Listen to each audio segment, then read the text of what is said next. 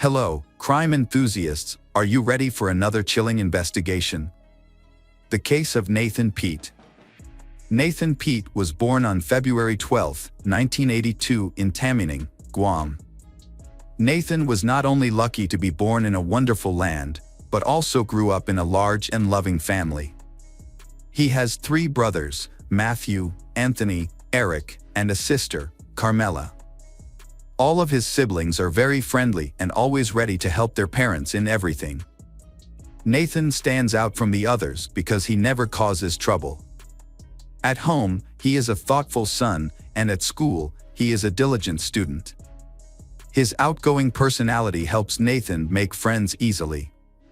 He was always the center of attention and his name was often mentioned. Nathan grew up near the ocean and loved swimming since he was a child. Later, he was also passionate about surfing. He often spent all his free time on the beach, enjoying the sunshine and coastal life. While studying at South High School in Santa Rita, Nathan met Michelle, who would later become his wife. He was attracted to her from the first time they met. They began to spend a lot of time together and their feelings grew deeper. They were always together, studying, preparing for schoolwork and helping with housework. Their strong teenage friendship gradually turned into sweet love. When Michelle was 16, her family suffered a great loss when her mother passed away.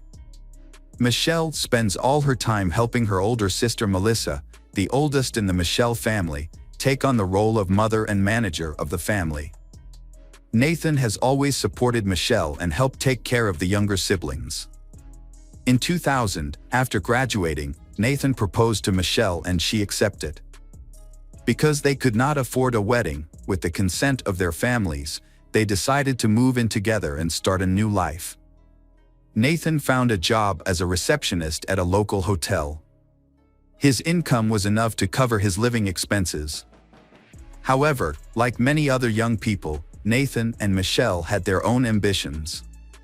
They planned to have their own house and independent life.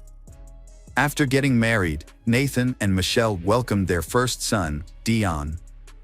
Nathan decided to join the Air Force to improve their family's life because his income was not sufficient. After graduating, Nathan was assigned to Elmendorf Air Force Base in Anchorage, Alaska. Although Michelle had to stay home to take care of the children, the family had a stable income. Gradually, their dream became a reality. They built their own house and had a second daughter, Miara. Nathan's success in the military motivated both of them to strive for things they had never achieved before. Finally, after 6 years of being engaged, Michelle and Nathan had a big wedding. Eric shared, "My mother was extremely proud that her youngest son was the first in the family to have a successful career." In 2006, Nathan was transferred to Davis-Monthan Air Force Base in Arizona. There, he was promoted to the position of weapons loader for an A-10 Thunderbolt attack aircraft in one of the Essex squadrons.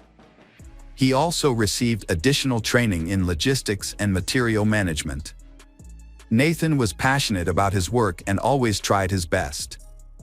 More importantly, he worked with the spirit of serving his country. One colleague described Nathan as a son of the country. In 2007, Nathan and his family moved to Nellis Air Force Base near Las Vegas, Nevada, to take up a new job.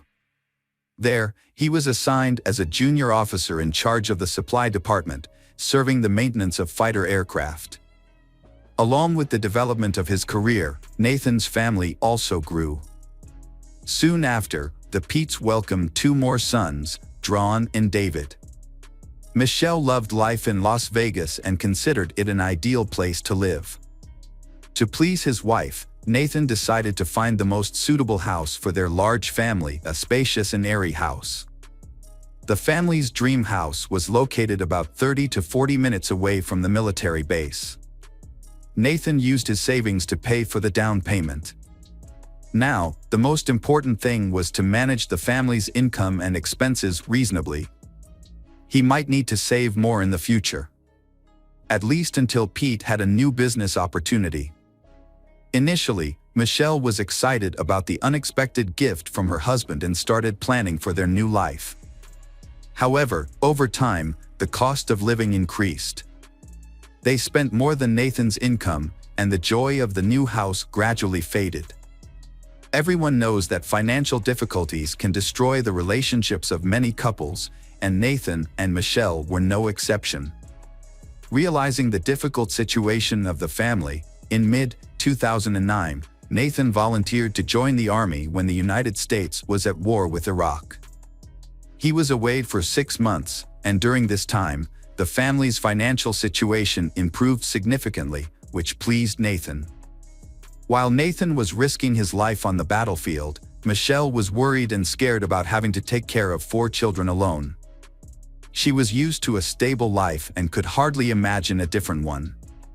To dispel her worries, Michelle found a job at a telemarketing company for corporate credit cards. The job brought variety and new relationships to Michelle's life. She wanted financial independence and did not rule out the possibility of opening her own business in the future. Therefore, she actively developed herself by studying at beauty school. When Nathan was at home, everything went on as usual. However, when he was away, Michelle felt lonely. Having children and her husband's long business trips had cooled their relationship. Michelle longed for affection, so she had an affair with Michael Rudolph Rodriguez, a handsome colleague. However, Michael was a cunning and dishonest man. He had been imprisoned in 2007 for forgery and attempted theft. Michelle could not resist Michael, whom she jokingly called Sweet Rudy, behind his back. At the end of 2009, Nathan returned home. Although it seemed that the distance and challenges had improved the family relationship, in reality, they had not. Michelle was living a double life. She did not want to lose her husband but was still infatuated with Michael. So she tried to please Nathan in every way. Nathan was fascinated by the changes in Michelle's appearance and personality. During his absence, the children had grown up, and their studies were negatively affected. Therefore, he decided to stay with the family for a long time. Because of his pure and loyal nature, Nathan did not think that Michelle's surprising changes could be related to her infidelity. In Las Vegas, Nathan sought to earn extra income by working the night shift for a higher salary in tutoring baseball to children. However, Michelle could no longer hide her dissatisfaction. As their living conditions deteriorated, her attitude became more negative. Over time, their relationship deteriorated beyond repair. On Thanksgiving 2010, Eric and his wife Veronica visited Day. For the first time, Eric noticed a clear tension between Nathan and Michelle. They had changed significantly, and a previous affection seemed to have disappeared. They could not hide their personal and financial difficulties, which were evident in the nearly empty pantry and refrigerator. A week later, on December 1, 2010, Michelle and Michael exchanged suspicious text messages. At 11:12 p.m., Michael texted Michelle, "Hope you're feeling better. Plans for tomorrow are almost complete." 2 minutes later, he texted again, "If you're not feeling well, let me know. I can give you more time. I appreciate your help." At 11:19 p.m., Michelle replied, "My husband just woke me up. He was getting ready to go out, but I thought he would be late today. I'm sorry this plan has caused you trouble." In the months before the tragedy, Michelle had been conflicted about her relationship with Nathan. She did not want to be with him anymore, but she did not want a divorce because she was worried about the financial and emotional consequences. Michelle thought that Nathan would not support her after the breakup, and that the alimony might not be enough to sustain her. In addition, Michelle knew about Nathan's military insurance. If he died, she would receive about $65,000. These thoughts made Michelle feel guilty and uneasy. One day, she shared these thoughts with Michael and was surprised when he showed interest in the matter. Michelle's initial idea about his ex-lover evolved into a more elaborate plan. Michael realized that the plan was too complicated for him and Michelle to carry out alone, so he recruited his friend Corey Alexis Hawkins. Corey, 33, was a mercenary with a criminal record for theft and fraud. With a criminal nature, he agreed to help but demanded a large reward, estimated at $20,000. After careful consideration, Michelle and Michael agreed to this condition. Later, their group was joined by 3 more people: Jessica Austin, 23, Corey's girlfriend, and her friends, Shannon. Shannon was promised 5% of the commission from Corey and Jessica for helping, and this large sum convinced her to join. The original plan was to shoot Nathan in his Chevrolet Tahoe, then drive the car containing the victim's body to an apartment complex parking lot. Jessica was responsible for purchasing essentials such as men's gloves, car covers, and perfume. Shannon would provide an alibi for Michael by confirming he was with her on the day of the murder, if necessary. On December 1, 2010, Michelle reported feeling unwell and came home early at 5:30 p.m., a departure from her usual routine due to her beauty school class finishing late. At around 10:40 p.m., Michelle arrived home, just 5 minutes before Nathan was due to leave for his night shift. Michelle found her husband asleep on the sofa. She woke him up and suggested they go upstairs together. He agreed. That was their last night together. Nathan was rushing downstairs because he was late for work. At the same time, Michelle and Michael were exchanging coded messages to avoid detection. Michael and his accomplice were sitting in a black Cadillac SRX, parked in front of the victim's house. They were wearing rubber gloves to avoid leaving any traces. Michael realizes that Nathan's military training could reduce the chances of his plan succeeding. So he decides to attack from behind. Michael pulls out a pistol and shoots Nathan 5 times in the back. Michael quickly drove out of the garage. At the same time, the criminals fled to a prepared location. There, they burned their clothes in the fireplace and destroyed the remaining evidence. Michael and Shannon then went to a hotel to create an alibi for themselves. Meanwhile, Jessica carefully cleaned up the apartment where they were staying. The police and emergency services were on the scene. They were shocked by the incident, as the Paet family's neighborhood was considered one of the safest and most exemplary. Detective Todd Williams began his investigation of the shooting scene by examining the garage. The garage door was unlocked. When he entered, he smelled a strong odor of iron. Blood was everywhere on the walls, in the car, and on the floor. Next to Nathan's uniform, the detective found his keys and wallet.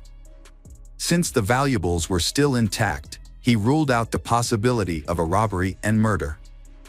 After examining the scene, Detective Laurie Anderson decided to interview his wife, Michelle.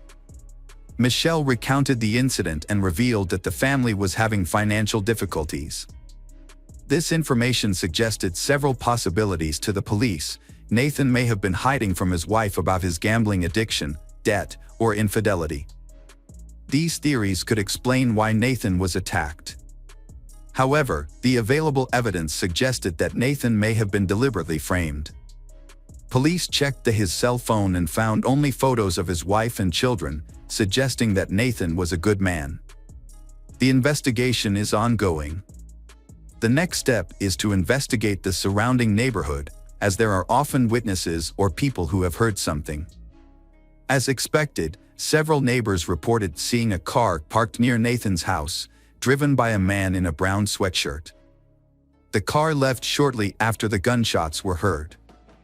This information gave detectives an important lead to continue their investigation. Nathan's family was shocked and they heard the news. They took the first flight out of Guam and were waiting for details. Nathan's mother, Carmelita Paet, cried the entire trip, unable to accept that her son had died so soon. When the family arrived at his house, Michelle hugged her mother-in-law and fainted. However, Nathan's mother sensed something was off about her daughter-in-law's reaction. She suspected that Michelle's fainting spell might be faked. Investigators decided to interview Michelle again. They asked her about the car that the witnesses had seen. Surprisingly, she revealed that her co-worker Michael Rodriguez also owned a similar car. Michelle's motive for sharing this information was still unclear. However, thanks to her information, the pieces of the case began to fit together. The police then concluded that either Michelle was lying or the perpetrator's plan was flawed. Investigators looked into Michael's background and discovered that he had a criminal record, which made them even more suspicious.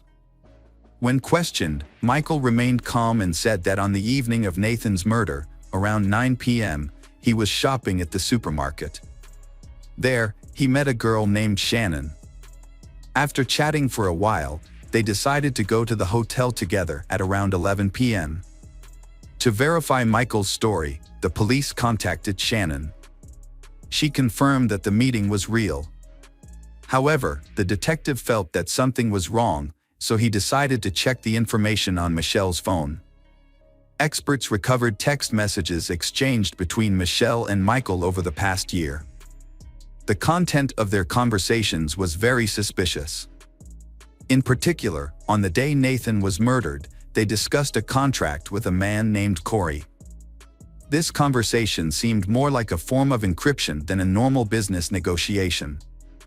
This made the detective suspect that this could be how the murder was planned. Investigators were almost certain that both Michelle and Michael were involved in the case, but due to a lack of conclusive evidence, they released Michael while the investigation continued. After examining Michelle's phone, they called her back for further questioning. Michelle appeared restless and seemed to be hiding something. Realizing that the police knew more than she had anticipated, she decided to reveal her affair with Michael. Michelle eventually confessed that a few months before her husband's death, she and Michael had planned to kill Nathan for insurance money. However, she claimed that she later regretted it and abandoned the idea. It appears that she changed her mind during the preparation of the crime. She felt guilty towards her husband and tried to interfere with the plan by turning off his alarm clock. Michelle believed that her accomplice would not wait or miss Nathan, but investigators did not trust her remorse. Her correspondence suggested otherwise. Furthermore, she sent Michael a smiley face emoji shortly after learning of her husband's death. Shannon later went to the police station to confess. She realized her predicament but attempted to downplay her role in the case. She explained that Michael had forced her to provide an alibi. Jessica had asked her for help, mentioning that her friends wanted to teach a big drug dealer a lesson. Shannon's job was to cover up the involvement of one of the attackers. According to her explanation, it was a way to seek justice. She added that Michael had disclosed the whole truth on the night of the attack. Shannon confirmed to the police that as soon as she realized she had been used, she went to report it. She also feared for her life, not knowing what they would do to her. Her testimony was confirmed by the hotel's security cameras. It was clear that Michael and Shannon arrived at the hotel at 11:40 p.m., not 11 p.m. as Michael had previously stated. Shannon's testimony led detectives to Corey and Jessica. But Corey denied any involvement in the crime. To honor the memory of young Sergeant Nathan, his family and friends held a memorial service on December 7, 2010, at the chapel at Nellis Base. Michelle decided not to attend the service, perhaps because she was not in the mood. Many of Nathan's teammates remembered his endurance and tenacity in the military. The squadron commander spoke of Nathan's outstanding achievements for his country and family. Everyone considered him a trusted teammate and noted his humility and dignity. Beside that, in a speech, Eric recalled, "My brother was always an example to the whole family. He loved life and was devoted to his wife and children. Everything Nathan did was for his country, his love, and his friends." On December 9th, Nathan's remains were returned to Guam. On December 15th, a requiem mass was held at St. Francis Church in Tamining. Sergeant Nathan's funeral was solemnly conducted at the Pity City Cemetery on Guam. The funeral cortege consisted of 36 motorcycles. At the burial site, 6 officers carried the coffin draped with the American flag. Then, a 21-gun salute rang out. Nathan Paet was sent off as a hero. Michael Rodriguez, Corey Hawkins, and Jessica Austin were arrested without bail on December 8, 2010. Michelle Paet was also arrested the following day.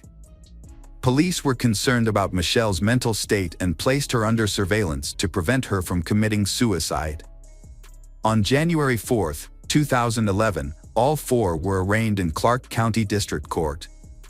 They were charged with conspiracy to commit murder, armed robbery, and murder with a firearm. Michael and Corey were also charged with possession of a firearm. The trial lasted 3 years. Several defendants denied any involvement in the case. With the support of strong legal teams, the defendants made several requests to exclude certain evidence from the case. However, the court denied all of these requests, and they were only able to delay the verdict by repeatedly postponing the trial.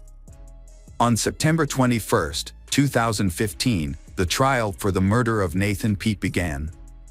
Michael Rudolph Rodriguez, the first suspect to stand trial, pleaded guilty to avoid the death penalty. On September 29, 2015, he was sentenced to life in prison without parole. Michael's appeal was rejected.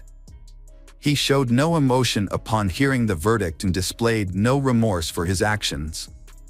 A month later, Michelle Paet appeared in court in Las Vegas. She claimed that she had changed her mind about killing her husband. When allowed to speak, Michelle turned to the victim's parents with tears in her eyes, apologized, and said she loved Nathan and their children. She admitted she was confused and had made a big mistake, then fainted.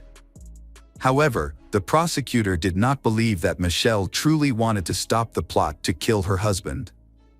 There was substantial evidence that Michelle was more involved in the case than she admitted. It was difficult to understand how a mother of 4 could commit such a heinous crime. The judge sided with the prosecution. Michelle pleaded guilty to conspiracy to commit murder and first-degree murder with a firearm to avoid the death penalty.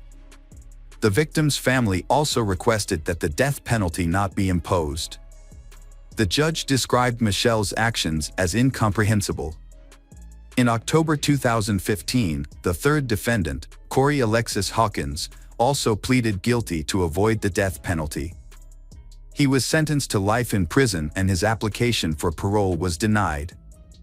The judge found Corey had participated in the planning and had been present at the scene of the shooting. Jessica Austin also reached a plea deal with prosecutors and was convicted of conspiracy to commit murder. In March 2016, Michelle received her final sentence. She once again cited her emotional instability as the cause of her crime and asked Nathan's family for forgiveness. Carmelita Paet, Nathan's mother, was a very religious person, saw that her ex-daughter-in-law was truly remorseful and sorrowful for her actions. Carmelita believed Michelle needed forgiveness and therefore forgave her in court. She added that the most severe punishment Michelle had to endure was that her children did not want to see her anymore. They were afraid she would harm them like she had harmed their father. Eric Paet told Michelle that their family did not want revenge. It seemed that her mother-in-law's words had impacted her. The family would continue to live without her, and the children would grow up knowing their mother was a murderer. Eric's wife, Veronica, also wanted to speak. She expressed her hatred for Michelle and added that she had disgraced her family by pursuing greed and the love of a stranger. Michelle had destroyed her family. She killed the man she deeply loved, the man with whom she shared her life and built a future. Veronica asked if Michelle realized the consequences of her reckless ambition. It was hard to imagine. Such people always chase happiness without appreciating what they have. Nathan devoted his whole life to giving his all, unlike her. He often lacked sleep and took risks with his health and life. Thanks to that sacrifice, Nathan fulfilled his lover's dreams but never received recognition from her. The Paet children will carry lifelong psychological trauma. They will have difficulty building happy families and integrating into society. Welcome back, detectives. Let's dive into another horrible case. The case of Suzanne Morphew. Suzanne Morphew was born on April 11, 1971, to Jean and Adrian Alexandria. She grew up with two brothers, David and Andrew. Those close to her knew she was a special friend, known for her intelligence and thoughtfulness. In 1998, while still in high school, Suzanne met Barry Morphew. After 6 years of dating, they got married. Barry initially pursued a baseball career, signing with the Toronto Blue Jays, while Suzanne pursued a degree in education at Purdue University. However, after a severe injury cut his sports career short, Barry transitioned into horticulture. Suzanne had 4 years of teaching experience when Barry started his own business, and the company gradually grew over time. The couple had 2 children, Mallory and Macy. They led an idyllic life in Indiana but faced a setback when Suzanne was diagnosed with Hodgkin's lymphoma. Despite this challenge, Suzanne successfully battled cancer twice. The family eventually moved to Mayville, Colorado, in 2018 in search of a fresh start and to be near their daughter Mallory, who was attending Western State University. The Suzanne moved to a beautiful 7-acre property that allowed Barry to pursue his love of hunting. He continued working as a contractor and also became a volunteer fireman. Suzanne, on the other hand, retired from her teaching career and devoted more time to her church and a new hobby, sports mountain biking. To outsiders, the Suzannes seemed like the perfect family. However, but they had their share of problems. These issues were finally revealed on May 10, 2020. Monday, May 10, 2020, was unlike any other Mother's Day celebration at Suzanne's house. While Suzanne was home alone, her husband Barry and their daughters were out. Barry claimed he had a landscaping appointment in Broomfield, about a 3-hour drive from home, and their children went on a camping trip. They all planned to return home in the evening to celebrate Suzanne's special day. However, when Mallory and Macy messaged their mother to wish her happy Mother's Day, they didn't receive a response. This was unusual because Suzanne was very active on social media. The girls expected her to be checking her phone for updates, especially since a friend's daughter's wedding was taking place and Suzanne would likely want to see photos. After waiting a few hours without hearing back, the girls grew concerned. They asked their neighbor, Martin Ritter, and his wife for help. Around 4 o'clock or 4:30 p.m. that day, Mrs. Ritter visited the Suzanne house and found it empty. She called Barry to explain the situation and he instructed her to look for Suzanne's mountain bike. If the bike was missing, he told her to contact the police. That's exactly what she did, and soon the police arrived at the Suzanne residence. Barry and their daughters returned home, they anxious to know news of Suzanne's whereabouts. A few hours into the search, the police found a crucial clue. Deputies discovered Suzanne's mountain bike in a steep ravine near the home. The location hinted that Suzanne might have been involved in an accident, but the bike and the surrounding area showed no signs of a struggle.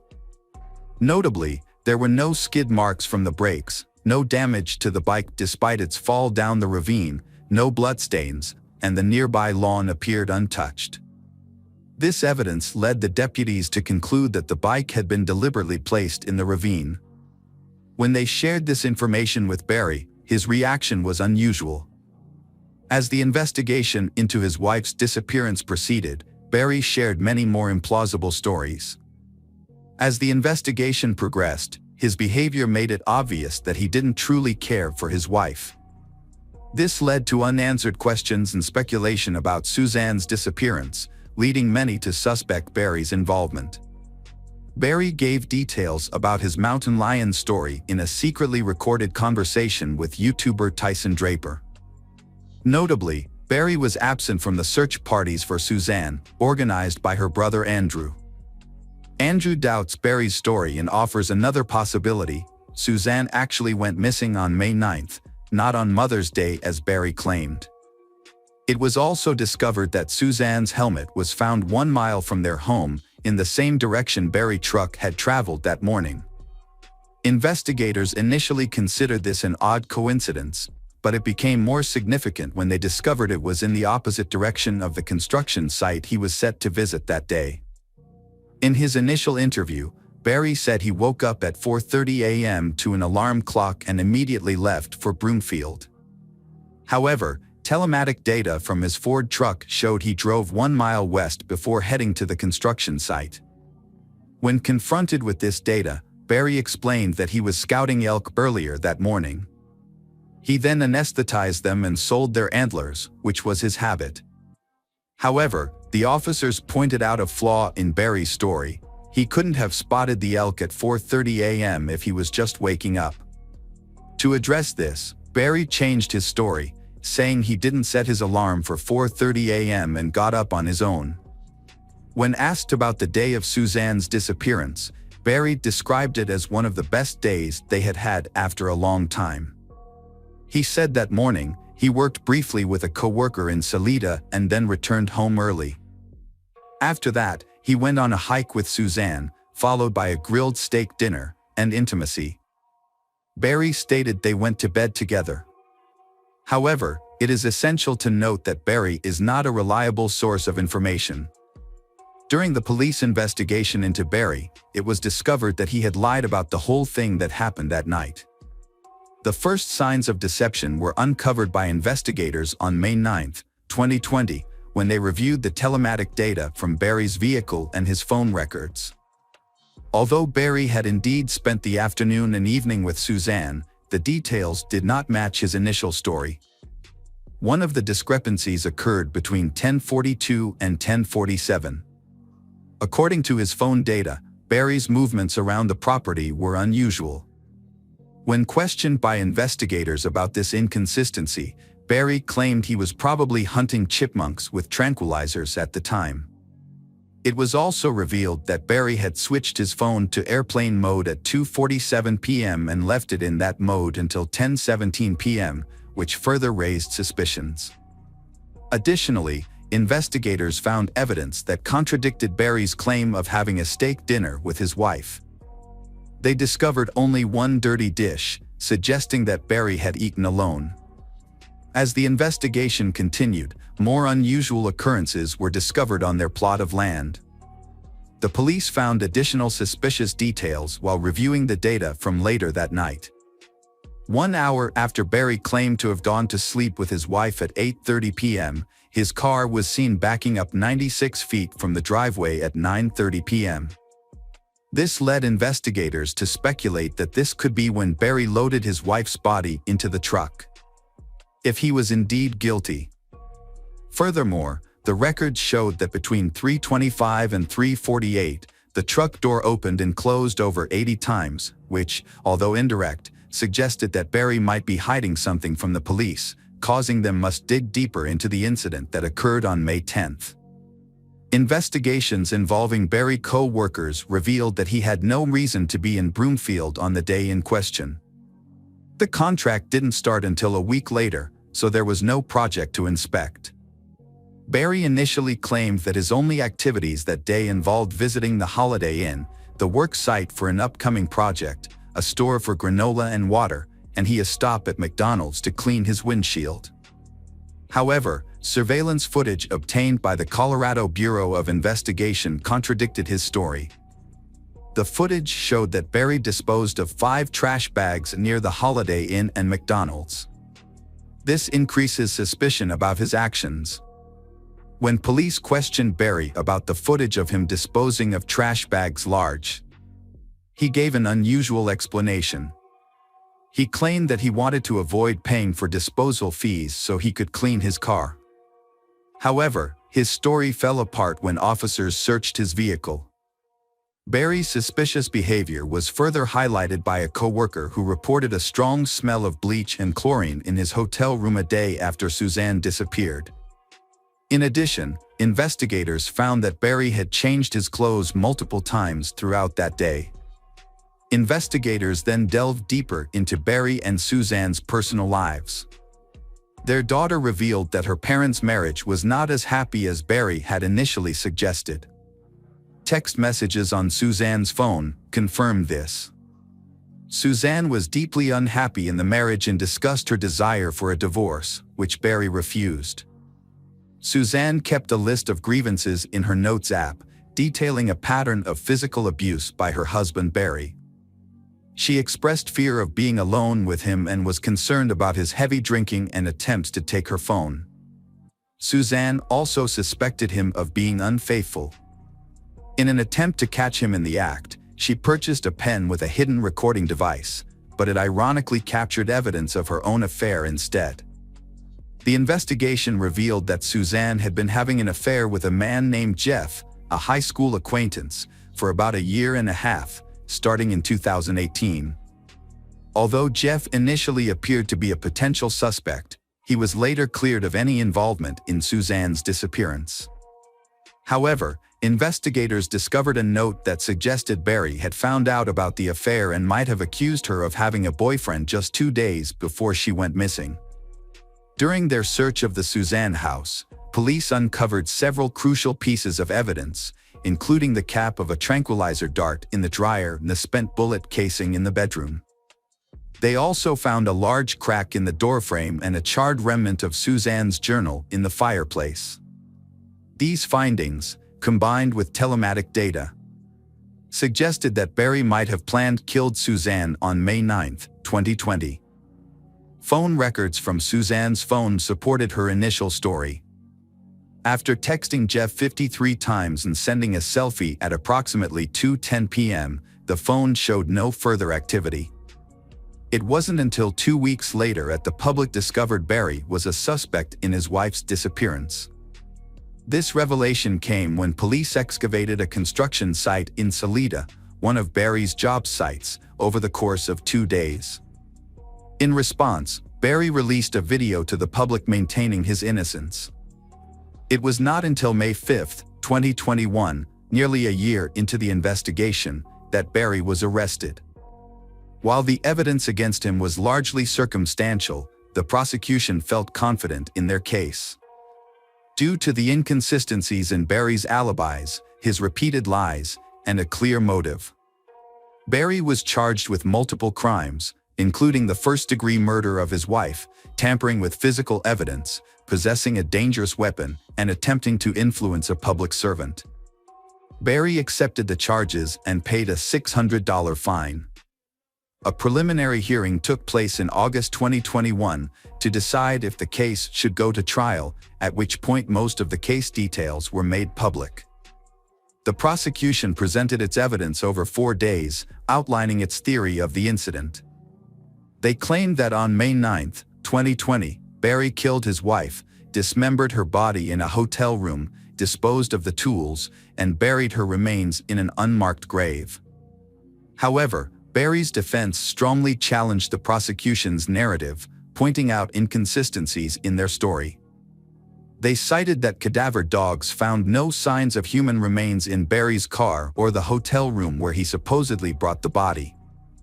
The defense also raised doubts about the dart bullet cover, suggesting it may have been planted. Furthermore, the defense argued that Barry's dart gun was broken at the time, making it impossible for him to use it in the murder. The defense team's apparently piece of evidence was partial DNA found in Suzanne's Range Rover and on her bike helmet, which didn't match Barry. What made this discovery significant was that the DNA in her car matched DNA profiles from 3 unsolved sexual assault cases in Chicago and Arizona. This raised doubt about Barry's guilt. However, the CBI investigator in charge of the case was unable to present this crucial evidence earlier because he had to take a leave of absence for military service before. It wasn't until September 7 that the judge decided to move forward with the case, setting Barry's bail at $500,000. He was released from county jail on September 20, 2021. However, in a surprising move, the prosecution filed a motion to dismiss all charges against Barry without prejudice. At the time, the prosecution faced several challenges, including a lack of concrete evidence, as no body had been found. Additionally, the prosecution had missed multiple deadlines, resulting in the exclusion of 14 key witnesses from the trial. Barry was seen leaving the courthouse with his 2 daughters, visibly relieved. Nearly 2 years later, on September 22, 2023, investigators made a breakthrough in the case when they discovered several shallow graves in Moffat, Colorado. Suzanne's remains were identified through dental records and a chemotherapy port, found over 50 miles away from the initial search area. The discovery of Suzanne's body has raised fresh questions about Barry's potential involvement in her murder. Although the charges against him were previously dismissed, the new evidence has led many to wonder if he could still be considered a suspect in the case. Some people question how Barry could have disposed of the body without being in Moffat on May 9 and 10, suggesting he might have had help. For now, Barry does not appear to be directly involved in where his wife's body was found. The police and district attorney's office continue to investigate the case. The 12th Judicial District's district attorney stated that they cannot comment on the case until more information becomes available. While offering condolences to Suzanne's family, Barry's attorney, Iris E.T. Yen, speculates that Suzanne might have been the victim of a serial killer. After finding her remains in a cemetery, Iris thinks that law enforcement wrongly accused Barry and hopes that they will admit their mistake. Barry has initiated a $15 million lawsuit against the prosecutors, sheriff stations, and investigators because he was wrongly accused in the disappearance and death of his wife. Hello friends, welcome to our channel. Today we're going to take a look at another horrible case with you, the case of Kaylee Mandotti. Kaylee Mandotti was born on August 20, 1998, in Webster, Texas, to parents Tack Mandotti and Allison Steele. Her family enjoyed a comfortable lifestyle, with her mother working as a scientist and her father serving as an international executive director at MGM Resorts. Following her parents' divorce, Kaylee's mother, Allison, married NASA engineer Lawrence Buten, who resided in Houston. Although Kaylee's parents were separated, she maintained a close relationship with her father and regularly stayed in touch. Her stepfather, Lawrence, adored Kaylee and became a loving second father figure to her. Kaylee was an exceptional individual, cherished by her family and friends. She excelled as a student, team member, sister, and companion, spreading joy with her infectious laughter and kind heart. Throughout her academic career, Kaylee consistently demonstrated academic excellence and actively participated in extracurricular activities. Her diverse interests included horseback riding, piano playing, and theatrical performances. As a Girl Scout, Kaylee spent time exploring the Clear Lake neighborhood with friends and embarking on hikes with her parents. Upon graduating with honors from Clear Creek High School in League City, Texas, in 2016, Kaylee continued to pursue her passions. With a deep love for animals, Kaylee volunteered with a group called Animal Therapy. Her adventurous spirit drove her to seek out new experiences, and she aspired to try extreme sports and explore uncharted territories, always seeking thrilling experiences that brought her joy. At 19, Kaylee was a sophomore at Trinity University in San Antonio, studying communications.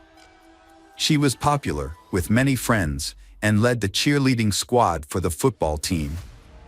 Her beauty and charisma drew many admirers. During a football game, she met 22-year-old Mark Howerton, a tall, athletic professional baseball player. Initially, Kaylee didn't notice Mark, as she was interested in someone else, Jet. However, Mark was immediately smitten with Kaylee, captivated by her large black eyes and charm. Mark and Kaylee started dating in September 2017, despite their first 2 meetings not going well. Friends thought they were mismatched, as both were emotional and quick-tempered.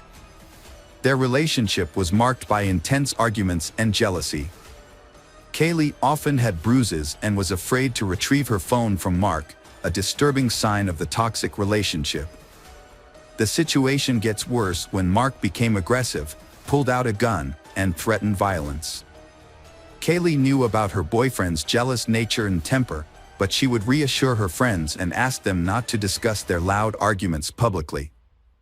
However, on September 24, 2017, around 1 a.m., Kaylee's roommates had had enough and called the police due to loud noises and a man yelling and threatening violence coming from Kaylee's room. When the officer arrived, Mark was alone in the room, and Kaylee declined to press charges, downplaying the incident as just a lover's quarrel. Kaylee's friends suspected Mark of using controlled substances, which led to his angry outbursts. They recalled an incident where he threatened to throw Kaylee off a balcony and reported it to the police. Despite their tumultuous relationship, they was deeply in love during calm moments. On October 29th, they attended the Mala Luna Music Festival in San Antonio, a major event with gothic and industrial music. Mark and Kaylee were enjoying a fun time with their friends at a festival until Kaylee's ex-partner unexpectedly appeared, causing tension between Mark and Kaylee. They got into a big argument and left the festival early. Their friends didn't see them again that night. 6 hours later, Mark pulled up to a hospital in his black Mercedes, frantically seeking help. The medical staff found Kaylee unconscious and partially undressed in the front seat.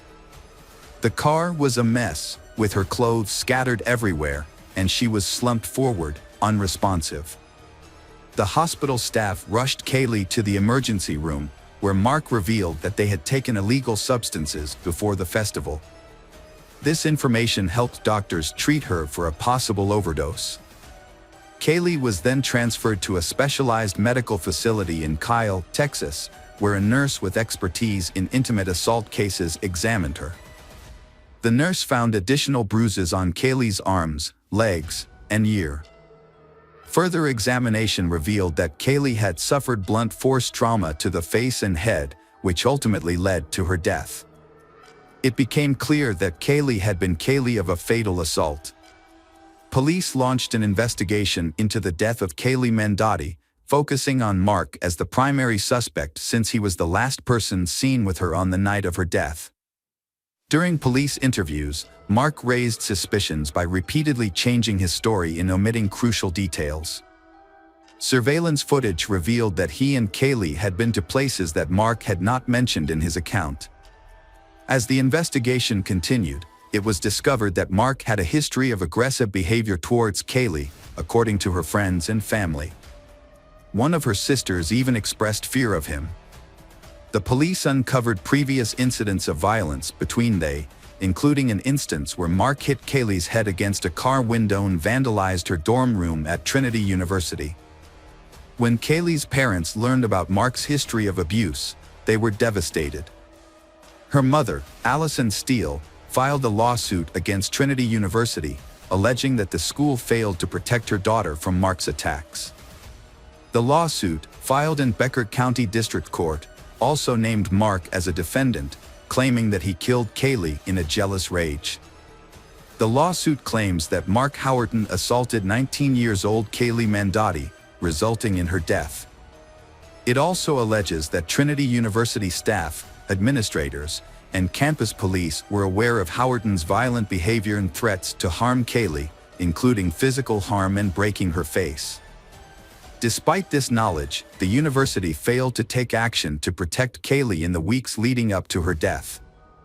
A Trinity University spokesperson declined to comment on the lawsuit, citing the ongoing legal process.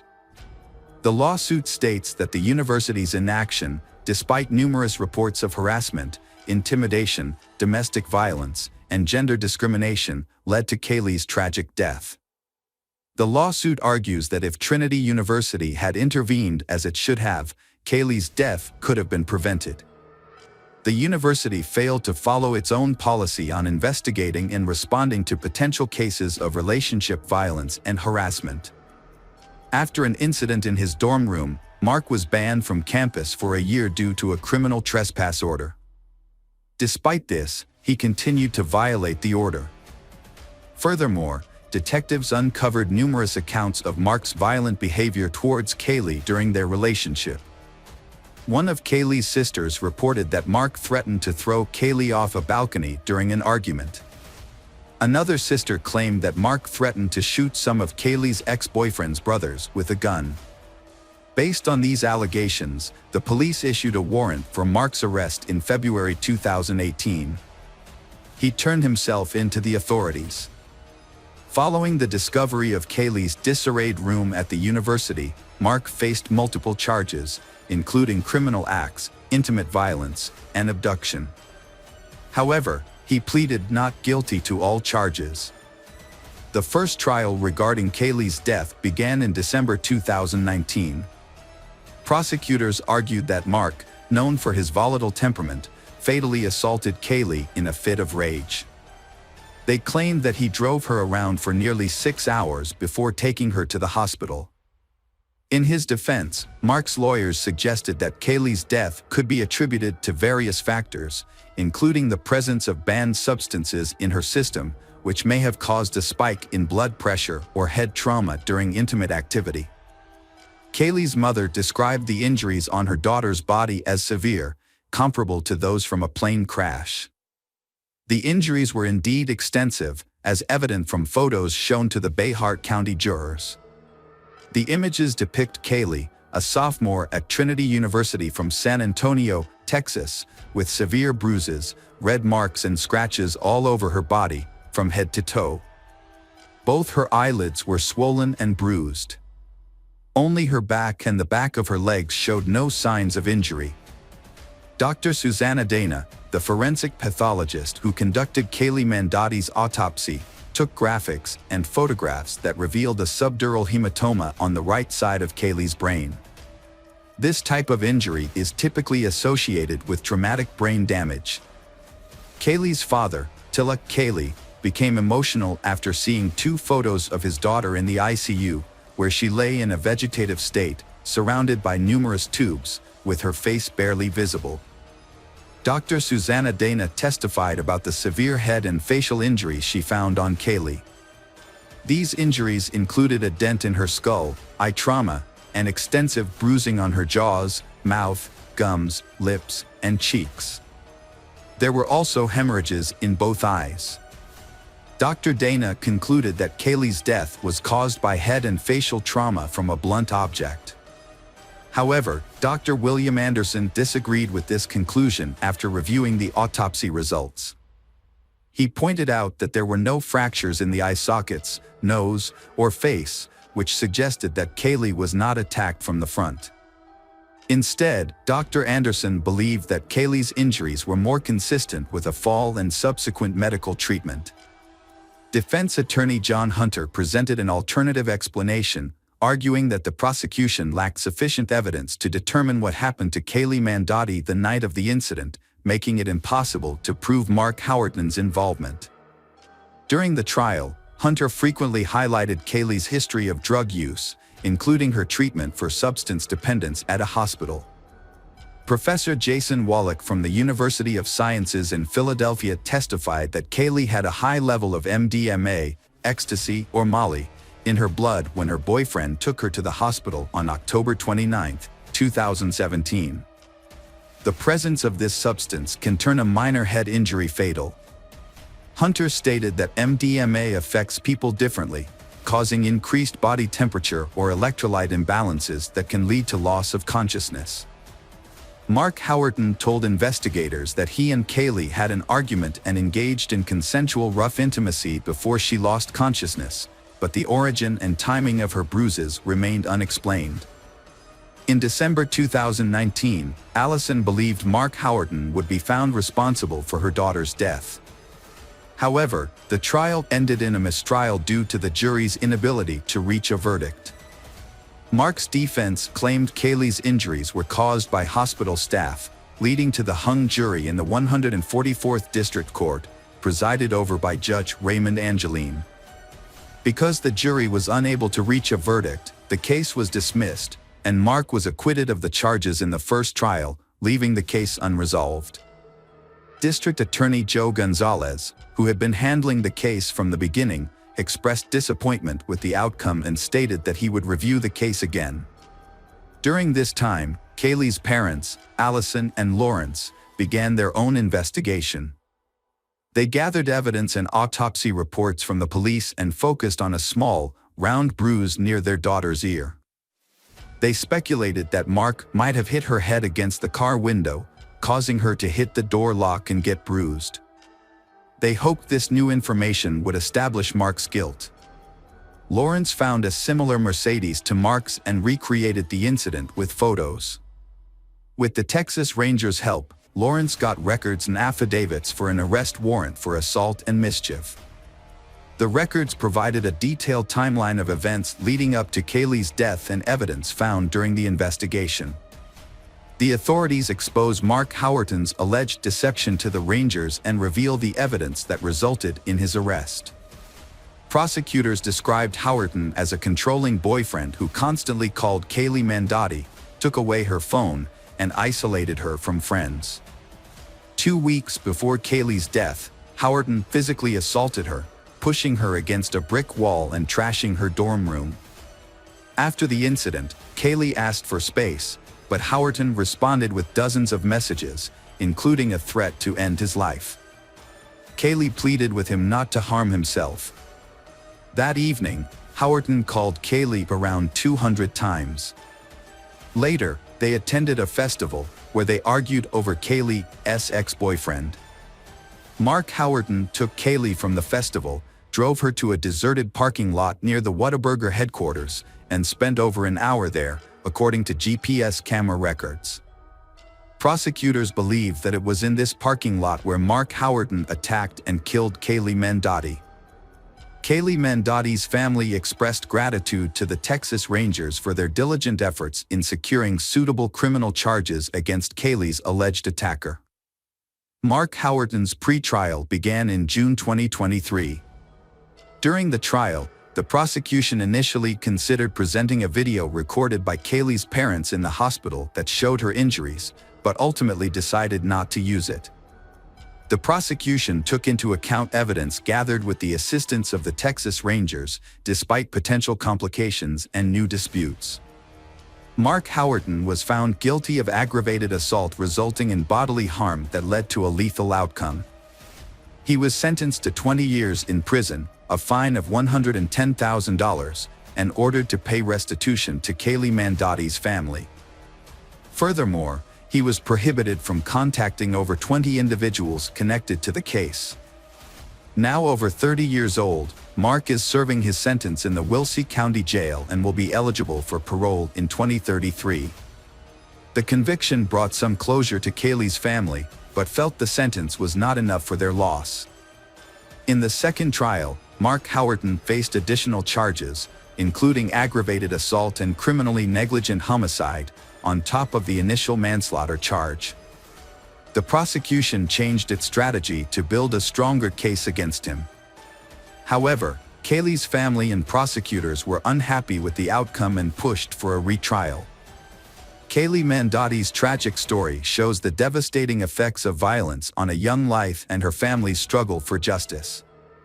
Kaylee's story is a powerful reminder of the consequences of violence against young people with promising futures. Despite the conviction, her family believes the verdict does not bring justice for their daughter. In 2021, Allison filed a civil lawsuit against Trinity University, alleging negligence in protecting her daughter. She claimed the university failed to inform Kaylee's guardians about Mark Howerton's destructive behavior in her dorm room and took no action against him, allowing him continued access to her daughter. It is unclear whether evidence collected by Allison and Lawrence was presented during Mark Howerton's trial. However, in 2023, he was found guilty of aggravated assault causing bodily harm, despite being acquitted of the more serious charge. Prosecutors noted that Kaylee's family was satisfied with the verdict, as it brought an end to the prolonged legal proceedings. Welcome back, detectives. Let's dive into another horrible case. The case of Joseph Saunier. Joseph Saunier was born in 1955 to a respected family of doctors in Shreveport, Louisiana. From a young age, he aspired to follow in his family's footsteps and become a doctor. With exceptional abilities, Joseph earned a Bachelor of Science in Medical Science from the University of Baton Rouge in 1976.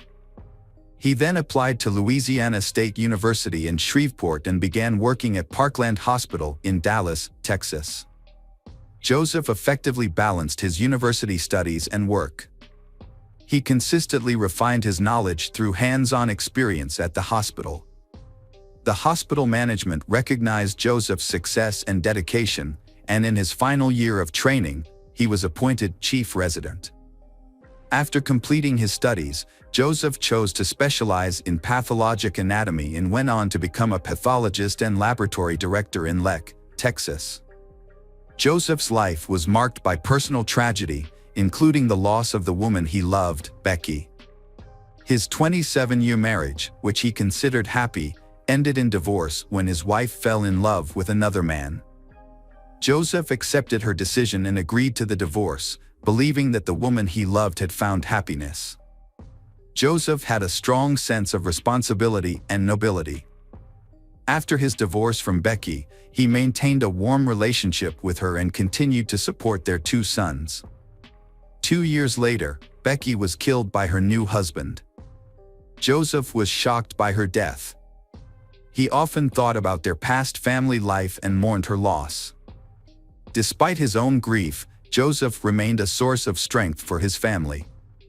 He took care of the funeral expenses and helped his sons cope with the trauma. His sons later credited his support for helping them overcome their pain. The tragedy had a profound impact on Joseph. He devoted himself to his work and raising his sons.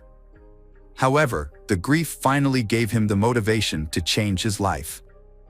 He decides to start a new chapter in a new city. In 2007, Joseph moved to Leck, Texas, with his sons, where he became the chief pathologist at Covenant Health System.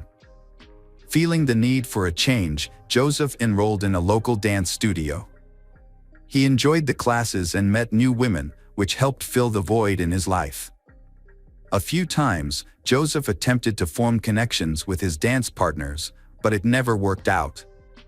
That was until Michelle Tina walked into his dance class on a warm summer evening. Her elegance, poise, sense of humor, and sparkling eyes immediately caught his attention. Her radiant smile illuminated the room, and Joseph knew right then that she was the one he had been searching for. Michelle, too, noticed Joseph's confident and respectful demeanor on the dance floor. As they danced together, the 47-year-old Michelle and 57-year-old Joseph found that they complemented each other perfectly. As they continued to dance together, they grew closer with each passing session. Eventually, Joseph asked Michelle out on a date, and she agreed. This marked the beginning of what seemed like a happy new chapter in both of their lives. Michelle possessed an irresistible charm that had a profound effect on men. Michelle was a classic example of a femme fatale, a woman with an undeniable magnetism that drew attention and sparked passion in those around her. Michelle, like Joseph, is also starting a new life after personal emotional breakdowns. She is running away from the fear and anxiety associated with Mike Dixon, owner of a private clinic for cosmetic surgery. Michelle met Mike in 2008 when she came in for Botox injections. At first, there was just casual social interaction between them, then light flirting followed and they began a romance. Michelle is a successful and free woman. She worked as an executive in the NFL, built a successful career, and didn't lack for anything.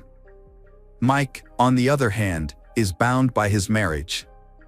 A few months after living a double life, his wife discovered his affair with Michelle and filed for divorce after 20 years of marriage.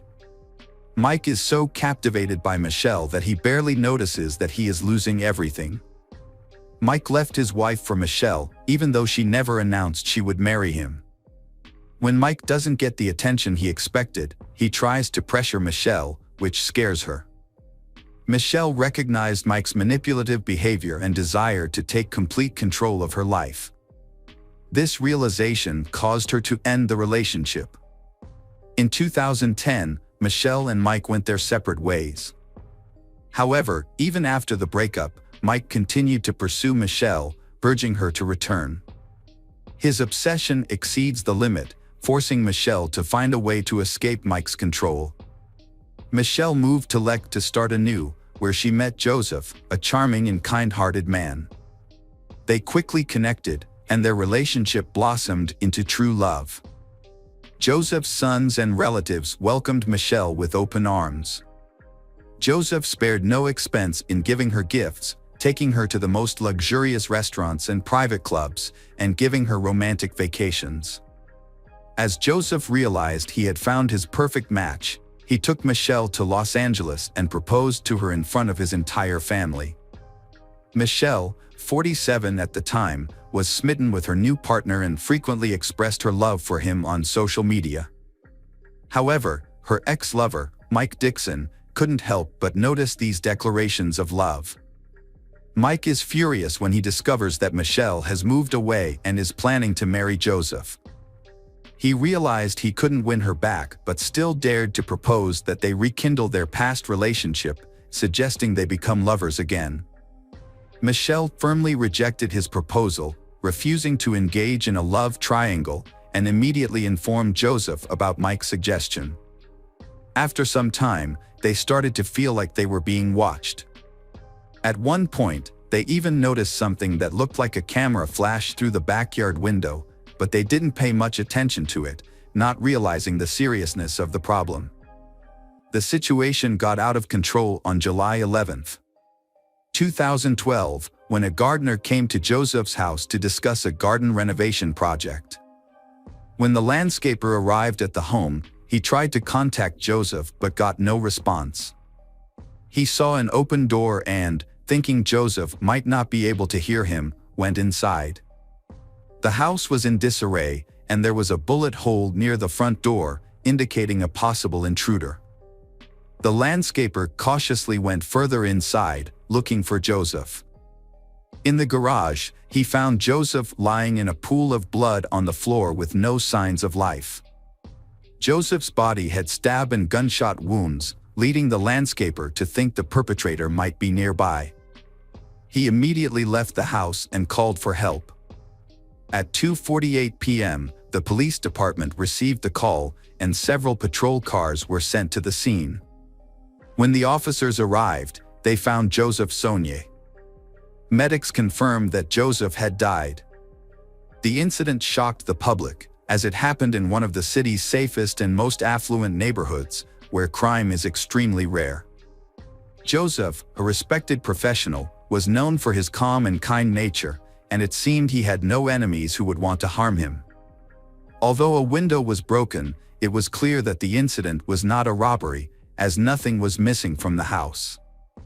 However, a bottle with a hole shot through its bottom was found at the scene, suggesting it was used as a makeshift silencer for a gun. A forensic team arrived soon after to collect evidence, and it appeared that the perpetrator was inexperienced, as they left behind many traces. DNA from the bottle and blood samples were sent to a lab for further analysis. Detectives interviewed neighbors, but none of them reported seeing or hearing anything suspicious. There were no CCTV cameras near the house. According to the investigation, the perpetrator entered through a large window overlooking the backyard, making the attack unexpected. In the dining room, the attacker confronted Joseph and started shooting. It is likely that the wine bottle was used as a silencer at this point. Blood stains in the hallway suggested that Joseph was still alive after being shot. He entered the garage, where the attacker caught up with him and stabbed him multiple times. An autopsy revealed 5 gunshot wounds and 11 stab wounds. The circumstances suggested that the murder was not random, but the identity and motive of the killer remained unknown. The investigation focused on the people closest to the victim. During an interview with law enforcement, the victim's fiancée, Michelle, reported strange things in the months leading up to the murder. She believed Joseph was being stalked. Michelle had seen a stranger lurking outside Joseph's house, watching the door and windows. She also mentioned that Joseph had received persistent calls and texts in the period leading up to his death. Although officers confirmed this information, they initially thought the calls and messages were from other women with whom Joseph was allegedly having relationships, as witnesses claimed he was in contact with multiple women at the time. Investigators questioned Michelle about whether she knew of other women involved with Joseph. Michelle claimed she was unaware of any other women. Joseph's sons also denied the possibility of their father having mistresses, stating that infidelity was not in his character. Despite this, investigators continued to explore a motive of jealousy for the crime. During the subsequent interrogation, Michelle succumbs to the pressure and reveals that she knows several women who may be involved in the crime. According to Michelle, these women are ex-girlfriends who often stalk Joseph. Although he ignored them, they continued to express their displeasure about his upcoming wedding to Michelle. The women in question include a woman from Florida who persisted in contacting Joseph even after he revealed his relationship with Michelle. There was also a nurse, Joseph's colleague, who often called and wrote to him. Additionally, a woman whose daughter sent a letter accusing Joseph of abandoning them shortly before the murder. In the same interview, Michelle mentioned Mike Dixon for the first time. She hadn't thought about Mike spying on her and Joseph before, because Mike stopped paying attention to her after she refused to be his lover. Michelle assumed that Mike had accepted her decision to marry Joseph and move on with his own life. The police visited Mike. He cooperated and spoke with the detectives. Mike revealed that he had been deeply in love with Michelle and had even divorced his wife to pursue a future with her. However, after Michelle rejected him, Mike gave up. He started a new relationship with a younger medical student who corroborated his alibi. At the time of the crime, Mike was at work and then spent time with his new girlfriend, which confirmed he couldn't have been involved. The investigation encountered significant obstacles. Every suspect, including Michelle, had a solid alibi, leaving detectives stumped. They searched for enemies of Joseph or individuals who might benefit financially from his death. But no new leads emerged. Unfortunately, forensic analysis does not provide any information about an individual, so police cannot identify the owner of the DNA found at the crime scene. Just as the case seemed hopeless, the police received an unexpected call from Paul Reynolds. Reynolds reported that his roommate, David Shepard, had recently confessed to a murder in Leck and then attempted to take his own life but was saved. According to Reynolds, a neighbor shared specific details about David's crimes with him, including details that only a few detectives knew, such as the use of a glass bottle as a silencer. This new information led police to conclude that Shepard was indeed connected to the crime. The witness came forward claiming that David was not the mastermind behind the crime, but rather a person who was hired by an unknown doctor involved in plastic surgery. Police launched an investigation into the new suspect and discovered that Mike Dixon was the person who hired David. When questioned at the police station, David began to confess and revealed that Mike Dixon had indeed hired him to commit the crime. According to David, he and Mike met at a bar while both were going through difficult breakups and formed a friendship. Mike shared his sadness over his lost love, Michelle, who was now engaged to someone else. He claimed that he couldn't move on and was willing to do whatever it took to win her back. David alleged that the initial plan was to discredit Joseph, Michelle's current partner, in the hopes that Michelle would leave him and return to Mike. However, David claimed that murder was not part of the original plan. First, women were paid $1,000 each to pretend to be Joseph's mistresses and pursue him. Additionally, a letter arrived from a woman claiming Joseph had abandoned her and their child. Joseph consistently denied these allegations, and Michelle believed him. It was later revealed that the camera flash seen by the couple was actually the light from David's cell phone flashlight. David had been driving to their house to create the illusion of surveillance. Funded by Mike Dixon, who covered gas and other expenses. When these tactics failed to break the couple apart, Mike plotted a more extreme solution. He offered David 3 silver bars, valued at around $110,000, to kill the pathologist. David agreed and received one of the bars as a deposit, which he immediately sold at a pawn shop. According to David Shepard, the situation escalated out of control when he went to Joseph's house. He claimed the shooting was unintentional, and that after shooting Joseph, he became afraid and Joseph began to run away. David shouted to check on Joseph but received no response.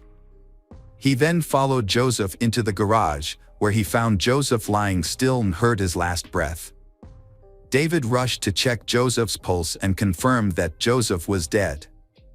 David admitted to stabbing Joseph several times but could not remember the exact number. David also admitted that he considered calling for help using Joseph's phone, but ultimately chose not to. Instead, he put the phone back, mutilated Joseph's body, and then went to Mike's house to get the rest of the gold before attempting to take his own life. According to David, he didn't fully understand what he was getting himself into. When he faced Joseph, he realized he could not continue killing. If it weren't for an accidental gunshot, Joseph might still be alive. Mike Dixon was arrested by the police on the same day and charged with first-degree murder. This was based on testimony from David, as well as a large amount of other evidence that included incriminating phone calls and text messages where Mike made explicit confessions. When Mike Dixon was first interviewed by detectives, they had hoped he would confess to the crime. However, he denied everything and asked for a lawyer, which led to a lawsuit. David Sherd, who had been involved in the crime, made a deal with the prosecutor where he pleaded guilty to his role and gave up his right to appeal the sentence. As a result of this deal, David received a life sentence without the possibility of parole, instead of the death penalty. Mike Dixon, on the other hand, maintained that he was not guilty, despite the circumstantial evidence against him. However, in a surprising turn of events, David, who was a key witness for the prosecution, changed his story during the trial. Under oath, David claimed that he had committed the crime alone and that Mike Dixon was not involved. He said that the silver bars found at the scene were meant to be used as an investment in a business that the two of them had planned to start. The jury was unable to reach a unanimous verdict, and a retrial was declared. The second trial occurred in 2016, resulting in Mike's conviction for first-degree murder and a life sentence without parole. However, his lawyer successfully appealed the judgment, and it was overturned. Mike was released on $2 million bail, but the case was far from over. The prosecution sought to reinstate the original sentence through the state's highest criminal court, which would have otherwise led to a third trial. On February 11, 2019, the prosecution's motion was granted, and in April 2020, Mike's bail was revoked, prompting a new arrest warrant. The Texas Court of Criminal Appeals ultimately reversed the lower court's decision, reinstating Mike's life sentence without parole. The judge ordered Mike to continue serving his sentence, and he is currently incarcerated in a Texas prison. Welcome back, mystery lovers. Today's case is going to keep you on the edge of your seat. The case of Susan Wright. Susan Wright was born on April 24, 1976 in Houston, Texas. Her parents, Velma Sue and Jimmy Lawrence Wright, lived a simple life and raised Susan and her older sister, Cindy. From a young age, Susan was an active, friendly, and talented child. During her school years, she participated in dancing activities and aspired to become a professional choreographer. With her bright and attractive appearance, Susan had many fans. However, After graduating from high school, Susan's dream of becoming a student did not come true. But she did not give up, and after a short break, she saved money to continue her studies. For a long time, Susan worked as a dancer at a famous nightclub in the city. However, she soon realized that this job was not for her and decided to leave. She then used her savings to study nursing at night at a university. With the goal of becoming independent, Susan balanced her studies with a job as a waitress at a restaurant to support herself. However, after a while, Susan realized that a career in medicine was not the right path for her and paying for her tuition became difficult. Therefore, Susan decided to drop out of school and focus on her work.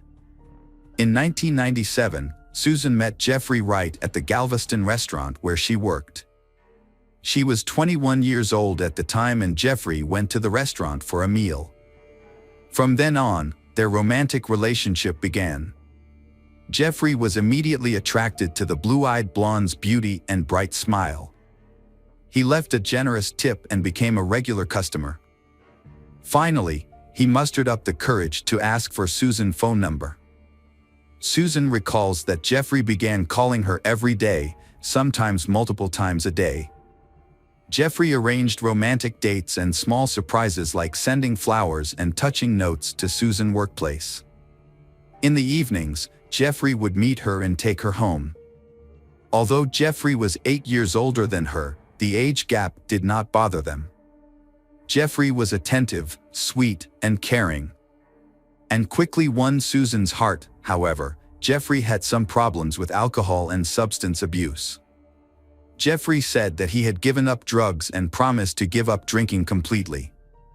Susan, a naive young girl, believed him. Susan felt that together they could overcome any challenge. Shortly after Susan learned she was pregnant, she immediately shared the news with Jeffrey. Although Jeffrey initially expressed joy at the prospect of becoming a father, he had not made any decisions about the future. Jeffrey did not propose and they continued to live apart.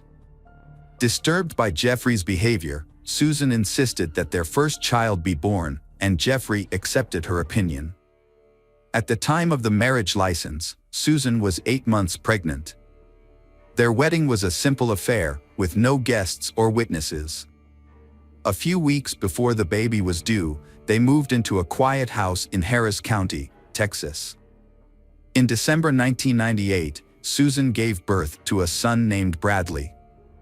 Just 3 years later, she was pregnant again. In the spring of 2002, she welcomed her second daughter, named Kay. Along the shore, the family also raised a small dog named Buck and had a spacious family car. Jeffrey worked for a local construction company, and after they had a daughter named Kay, Jeffrey agreed that Susan would stay home to care for the child. Friendly neighbors often praised Susan as a kind and caring mother. She created a cozy environment for the family. From the outside, it seemed like the perfect family. Every day, Susan has to spend a lot of time doing housework such as cleaning, organizing, cooking and making sure everything is kept in a clean condition. Jeffrey does not want her to repeat the same recipes. The whole house has to be clean for Susan. Taking care of young children and cleaning the house at the same time can be considered impossible. Jeffrey's clothes have to be washed almost every day because he doesn't want to wear any of the same clothes again. However, following these rules manually is not easy. If Susan doesn't comply with his request, she will face insults, humiliation, and even physical abuse. Financially, Jeffrey is extremely frugal. Contrary to the image of a romantic man who often gives gifts and flowers, Jeffrey only gives Susan $100 a week to cover household expenses. At the same time, he also asked her to settle all expenses and provide receipts. Jeffrey also broke his earlier promise to quit drinking. However, the real problems were just beginning. Jeffrey relapsed and started using drugs again. Under the influence of these substances, Jeffrey would become aggressive and would hurt his wife and son. Whenever Susan asked Jeffrey to stop using drugs and go to rehab, Jeffrey responded with anger. Jeffrey saw no problem with his actions and believed that Susan knew about Jeffrey's drug and alcohol use before Susan married him, so she should accept it and live with it.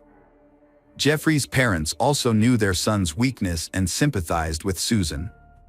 However, they felt helpless and unable to help her. What Susan couldn't stand, however, was when her husband began to physically, emotionally, and even sexually abuse her. At first, he would apologize and promise not to do it again, but then he stopped apologizing and domestic violence became a daily occurrence. Jeffrey began boxing at the gym 3 times a week, finding that the sessions helped him relieve stress. On Monday, January 13, 2003, Jeffrey went to the gym after work as usual. When he returned home, he seemed stressed. While Susan was cooking dinner, Jeffrey decided to tell his son about the sport of boxing and teach him some basic techniques. While teaching his son boxing, Jeffrey lost control and hit the boy. The child burst into tears, and Jeffrey tried to comfort the child, hoping his wife wouldn't hear. Susan pretended not to notice, but this incident was the last straw for Susan. After dinner, Susan went to put the children to bed while Jeffrey remained in the bedroom. When Susan entered the room, Jeffrey attacked her violently. Susan thought that Jeffrey was trying to kill her with a knife. However, she reacted and realized that Jeffrey did not have a knife in his hand. Susan decided to use her dancing skills to seduce Jeffrey and lower his guard.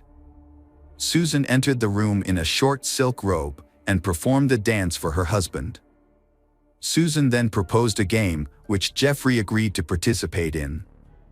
In this game, Susan used 3 reins to tie Jeffrey's right hand and right leg to the bed. Jeffrey's left leg was secured with a silk strip from her robe. While Jeffrey was tied up, Susan used her panties to spank him, forming part of the intimate game. Susan gently turned off the lights. Jeffrey was now bound hand and foot, and a gag was stuffed into his mouth. The din candles were the only remaining light.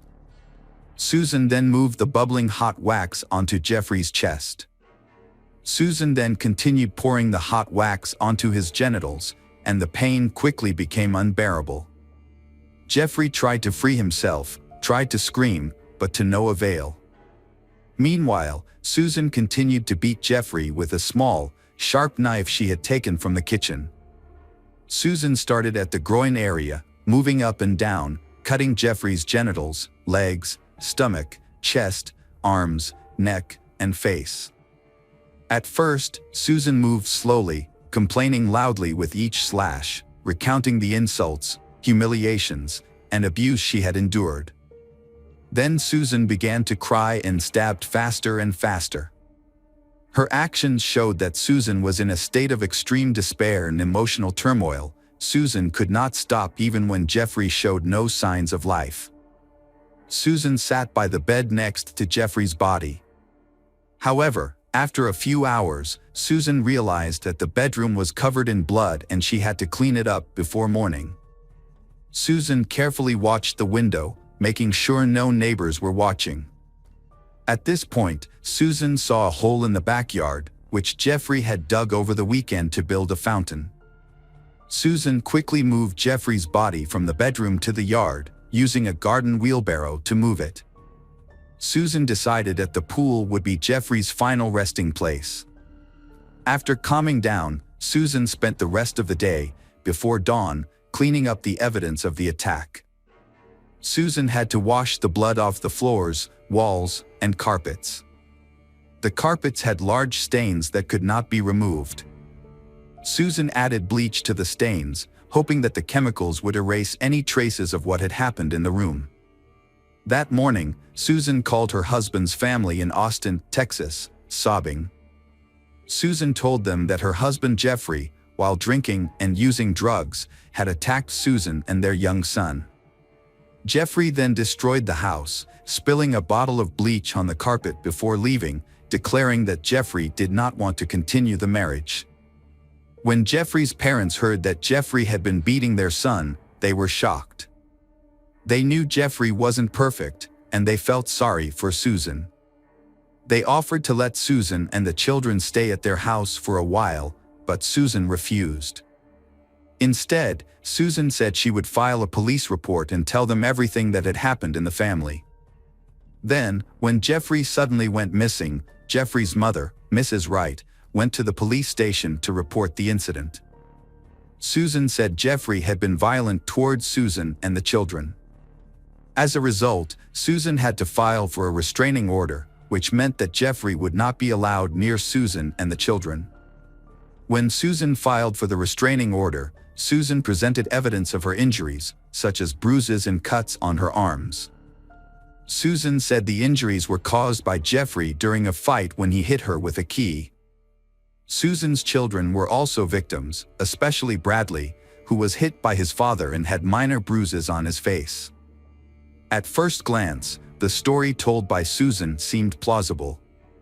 Jeffrey, under the influence of alcohol and drugs, attacked Susan and her young son, after which Jeffrey became frightened and ran away. But over time, Jeffrey stopped communicating. And Jeffrey fled without taking his belongings, papers, and even his cell phone from home. Jeffrey did not go to work or to his parents' house, and none of his friends or neighbors saw Jeffrey. It was as if he had disappeared into thin air. Susan's situation is not optimistic, as she finds it unbearable to be in the house where Susan murdered Jeffrey and buried his body in the yard. Susan begins to feel as if Jeffrey is still alive and about to rise from the grave to take revenge. Susan is on the verge of going crazy, and their dog Buck keeps barking and trying to dig up the burial site. On January 17th, after dropping her children off at school, Susan went to her mother Velma's house. Her mother learned about the incident and asked Susan, "You killed your husband, didn't you?" Susan burst into tears and nodded. Susan confessed what had happened and revealed where Susan had hidden Jeffrey's body, saying she didn't know what to do next. On her mother's advice, Susan contacted attorney Neil Davis the next day and confessed that Susan had killed her husband. Attorney Davis worked out a solution and thought carefully about possible scenarios. On January 19th, Neil Davis called the Harris County District Attorney's office and reported that Susan Wright had killed her husband Jeffrey and buried his body in the backyard. Susan Wright was ready to give a statement to the police. On January 24, 2003, Susan voluntarily went to the police and stated that she would give a full confession. On January 24, 2003, Susan went to the police and confessed the whole thing. However, when she was interviewed, Susan's story was unclear and full of contradictions. Susan was confused about the details and sometimes contradicted herself. Susan also claimed that Jeffrey was still alive and that she was afraid of him. As a result, Susan requested protection. As a result, Susan underwent a psychological evaluation and was diagnosed with schizophrenia and depression. However, Susan was still able to understand her actions. Following Susan's statement, the police arrived at the scene and removed Jeffrey's body from the makeshift grave in the backyard. The medical examiner was surprised to see numerous injuries on the body. The medical examiner's team counted a total of 193 stab wounds on the body. Specifically, there were 8 wounds in the groin area, about 30 wounds in the legs, 23 wounds in the shoulders and arms, 22 wounds in the abdomen, 46 wounds in the arms, 23 wounds in the neck, and 41 wounds in the face. However, only 1 wound to the head could be considered the direct cause of death. All other cuts were superficial and did not pose an immediate threat to life. This left Jeffrey with a long and painful death. Police saw deep marks on Jeffrey's wrists and ankles from the ropes and belt Susan used to restrain him. These injuries indicated that Jeffrey had tried to free himself but was unsuccessful. Additionally, traces of candle wax were found on Jeffrey's gun and groin area. Susan claimed that it was an accident as her husband accidentally turned a burning candle on himself, but police believe the hot wax was more likely a form of torture inflicted on Jeffrey to cause pain. Susan's underwear was still in Jeffrey's mouth, acting as a gag to prevent Jeffrey from screaming or calling for help. Toxicology reports revealed traces of alcohol and several controlled substances in Jeffrey's system, suggesting that Jeffrey may have acted aggressively under the influence of these substances. The bedroom where the massacre took place appeared normal, except for a large bleach stain on the carpet, suggesting that Susan had spent a lot of time cleaning and hiding the evidence. When experts used chemicals and special equipment to detect the blood traces that had been cleaned up, a completely different view of the project emerged. Blood was found everywhere, including on the ceiling and the red blood cell cushion. The trial began in late February 2004. By that time, Susan had been in custody for a year and her children were in the care of her parents and sister Cindy. Susan's attorney had prepared extensively for the trial and worked extensively with Susan. When questioned, Susan recounted the sad story of that terrible night and the events leading up to it. Susan said she had endured years of abuse and resistance. However, when Jeffrey began abusing the children, Susan could not take it anymore. Susan recounted that fateful evening, Jeffrey came home from the gym in a state of agitation. Jeffrey then began teaching their 5-year-old son punching and fighting techniques. When the son became scared and refused, Jeffrey punched him in the face. Susan then put the child to bed and decided to talk to Jeffrey about seeking help at a clinic for alcohol and drug abuse. However, Jeffrey became angry and decided to leave, taking the keys with him. While Susan tried to stop Jeffrey, a fight broke out between the two, leaving Susan with injuries to her palm and wrist. During the attack, Jeffrey attacked her, causing her to fall to the floor and briefly lose consciousness. When Susan regained consciousness, she found Jeffrey holding a knife in his hand. Susan could not explain how the knife ended up in her hand afterward. Susan's attorney argued that Susan's mental instability was the cause of her actions, causing Susan to lose control of her attacks until she had inflicted multiple injuries on Jeffrey. Susan said she tied the rope and belt around Jeffrey's hands after inflicting multiple injuries, then used a wheelbarrow to carry Jeffrey out into the yard.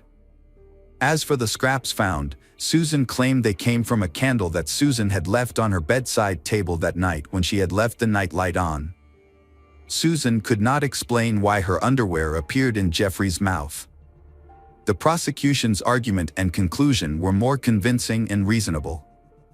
Experts demonstrated that the deep wounds and abrasions on Jeffrey's wrists and ankles were inflicted while he was still alive, indicating that the binding was part of an intimate game that Susan used to lure Jeffrey into a trap.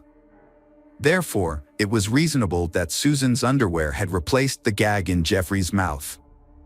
Furthermore, all of the wounds were inflicted at a certain angle, as if Susan were on top of Jeffrey's body, sitting on him, rather than in the midst of a struggle, which would have resulted in a different type of injury. All of the cuts were made from the front while Jeffrey was lying on his back and firmly immobilized. The question remains whether Susan planned Jeffrey's death. The prosecution claims that Susan planned the whole thing in hopes of receiving a large insurance payout. The case was widely publicized as Susan was dubbed the blue-eyed butcher or the blonde meat grinder by the press. Jeffrey's relatives demanded the harshest punishment for Susan. At first, people asked for a life sentence for Susan. However, in March 2004, Susan was convicted and sentenced to 25 years in prison. Susan did not think about the judge's decision and was completely emotionless. A year later, Susan's attorneys attempted to appeal the conviction, but it was denied. With new developments and a reduced sentence in 2008, Susan and her defense team filed another appeal. This time, a new witness testimony significantly affected the outcome of the case. Misty McKell, wife of former NFL champion Steve McKell, had a close relationship with Jeffrey Wright in the mid-1990s and was even engaged to Jeffrey for a year. However, Misty McKell shared horrific experiences of being physically and mentally abused by Jeffrey, causing her to abandon plans for marriage and end the relationship permanently. After considering Misty McKell's testimony, Susan's sentence was reduced to 20 years. In 2014, when she was 38 years old, Susan was eligible for parole once but was denied. Susan was also denied a second time in July 2017.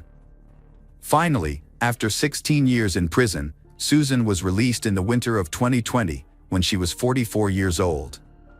Susan Wright's case was widely covered in the media and aired on the U.S. national television network Court TV. The story was later made into several popular television documentaries, including 48 Hours Mystery and The Secret Lives of Stepford Wives. In 2012, the feature film Blue-Eyed Butcher was released, starring actress Sarah Paxton as Susan Wright. Additionally, in 2014, Canadian documentary filmmaker Chloe Ballant discovered a short film inspired by Susan Wright's trial. Hello friends, welcome to our channel. Today we're going to take a look at another horrible case with you. The case of Timothy Jones Jr. As a child, Timothy witnessed hardships in his family. His mother suffered from schizophrenia, and her mental health gradually declined.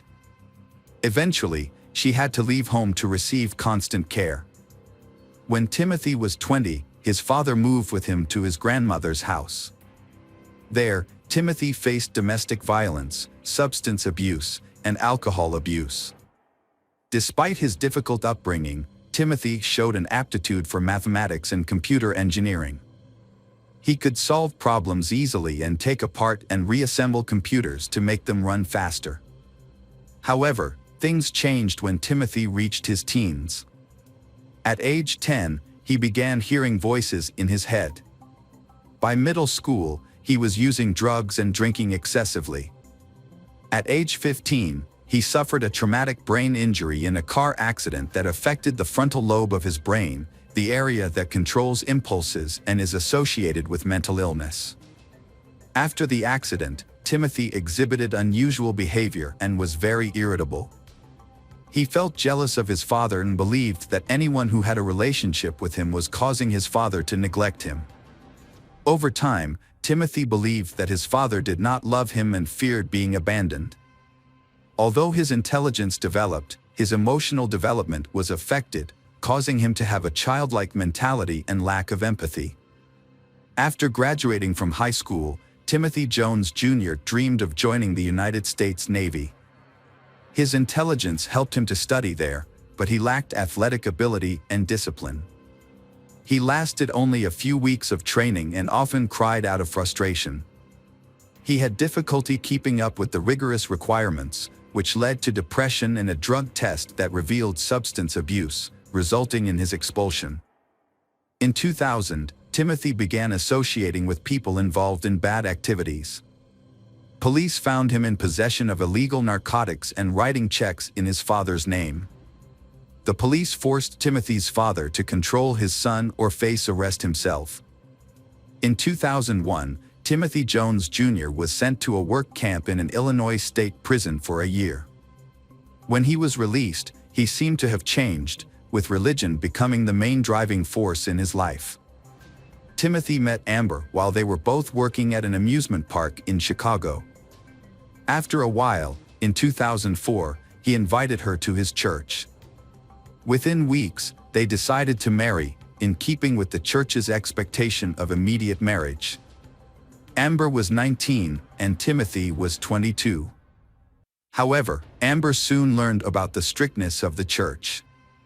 Women were not allowed to cut their hair, wear pants, wear makeup, or wear jewelry. Additionally, Timothy believed that women should submit to their husbands and bear children. Timothy was very religious and devoted to the church. Although many advised him not to take the Bible literally, he persisted. They soon had 3 children, Mara, Elias, and Nathan, each born a year apart. As their family grew, they moved to Mississippi.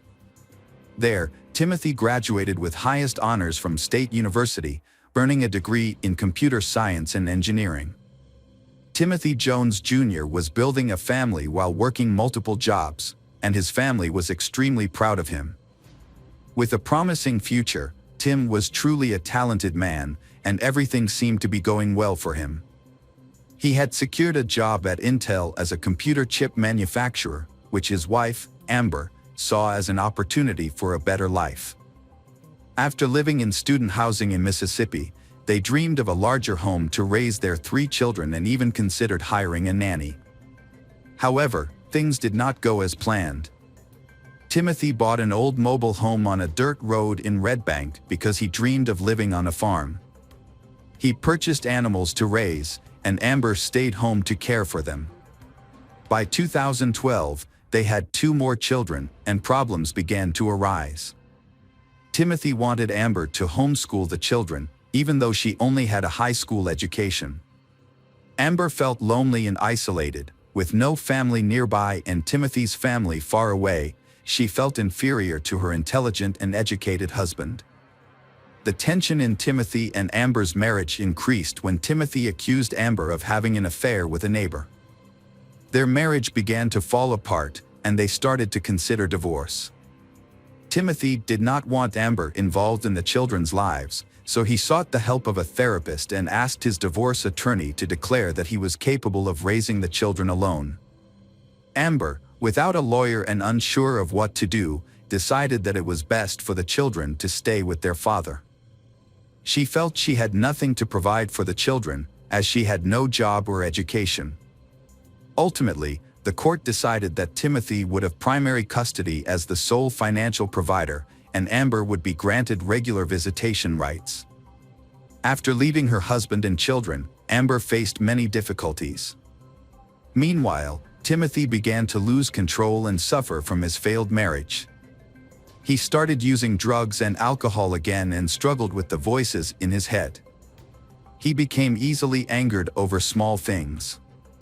Amber recounted that Timothy once beat her in front of the children until she passed out. Unable to manage work and family, Timothy hired a nanny service to care for the children. The first 2 nannies found Timothy's house very clean and noted that he was dedicated and attentive to the children, but their attitudes changed when they learned about Timothy's condition. On the 3rd occasion, Timothy hired Crystal, a 17-year-old nanny who had a young daughter. Timothy gradually developed feelings for Crystal, and she soon became his lover. Timothy began to pressure Crystal to follow his religious customs, including wearing long dresses, growing her hair long, and being submissive to him. However, when Crystal refused, their relationship deteriorated. Crystal later spoke of how Timothy was too harsh with his children. He forced them to stand on their toes for hours, believing it was good for their weak bodies. Crystal eventually left after witnessing Timothy trying to hit her young daughter. After Crystal left, Timothy hired another nanny.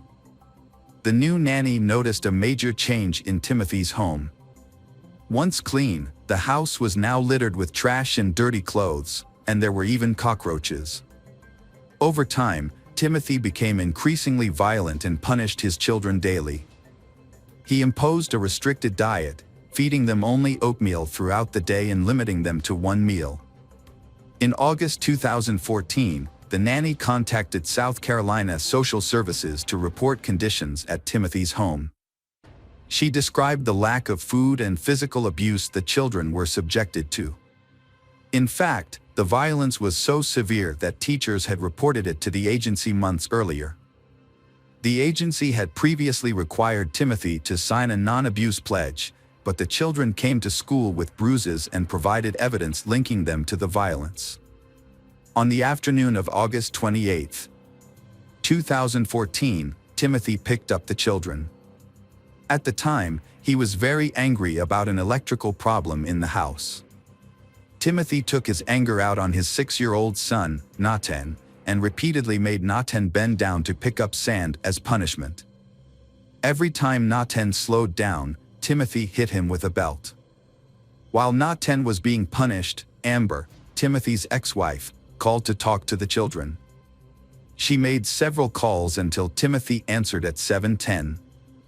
During the conversation, Nathan told his mother about the punishment for breaking the outlet, claiming it was an accident. Timothy angrily hung up, telling Amber to stop defending him.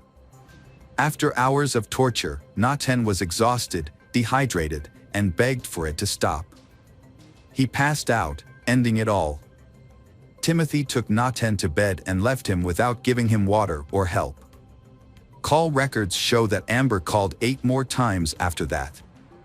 Around 1 a.m., Timothy took his 8-year-old daughter, Mara, to a convenience store to buy 10 packs of cigarettes. When he got home, he strangled Mara. Timothy then went to his 7-year-old son, Elias, and did the same thing. He then unbuckled his belt and strangled Gabriel, 2, and Elaine, 1, until they stopped breathing. When the children did not move, he took a blanket, wrapped each one in it, and placed them in the back seat of the car and drove away. The disappearance of Timothy and his children was reported to the police. The police searched everywhere for Timothy. Fortunately, a police officer stopped his car. As the police approached the car, they immediately detected a foul odor inside. They also noticed that the carpet appeared to have been recently cleaned with bleach. The sheriff asked the driver, Timothy, for identification and license plate number and observed that Timothy appeared to be under the influence of drugs. After checking Timothy's information, the police discovered that he was wanted in South Carolina for a child welfare issue. When asked about the whereabouts of his children, Timothy initially said he had no children, but later mentioned that he had 3 children living in South Carolina. The officers asked for Timothy's relatives' phone numbers to verify the children's safety. After making the call, they immediately arrested Timothy. As Timothy was placed in a patrol car, he became emotional and began telling officers what he had done to his children. He confessed to killing his 3 children for ulterior motives. Timothy explained that he felt very sad and angry when he saw one of his sons playing with an electrical outlet, so he strangled his son until he lost consciousness. Timothy did the same to his other son and his older daughter.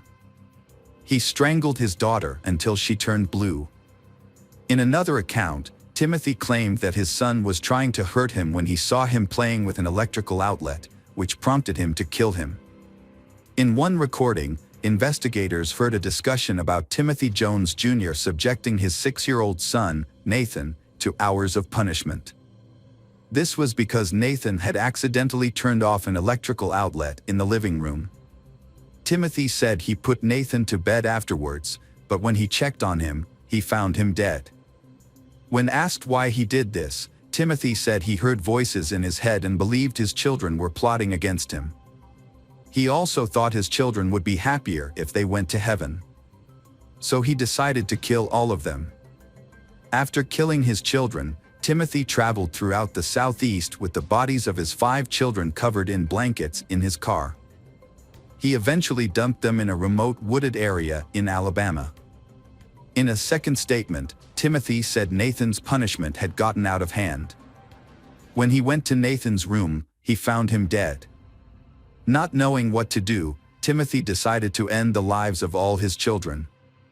After an autopsy, pathologists were unable to determine a definitive cause of death.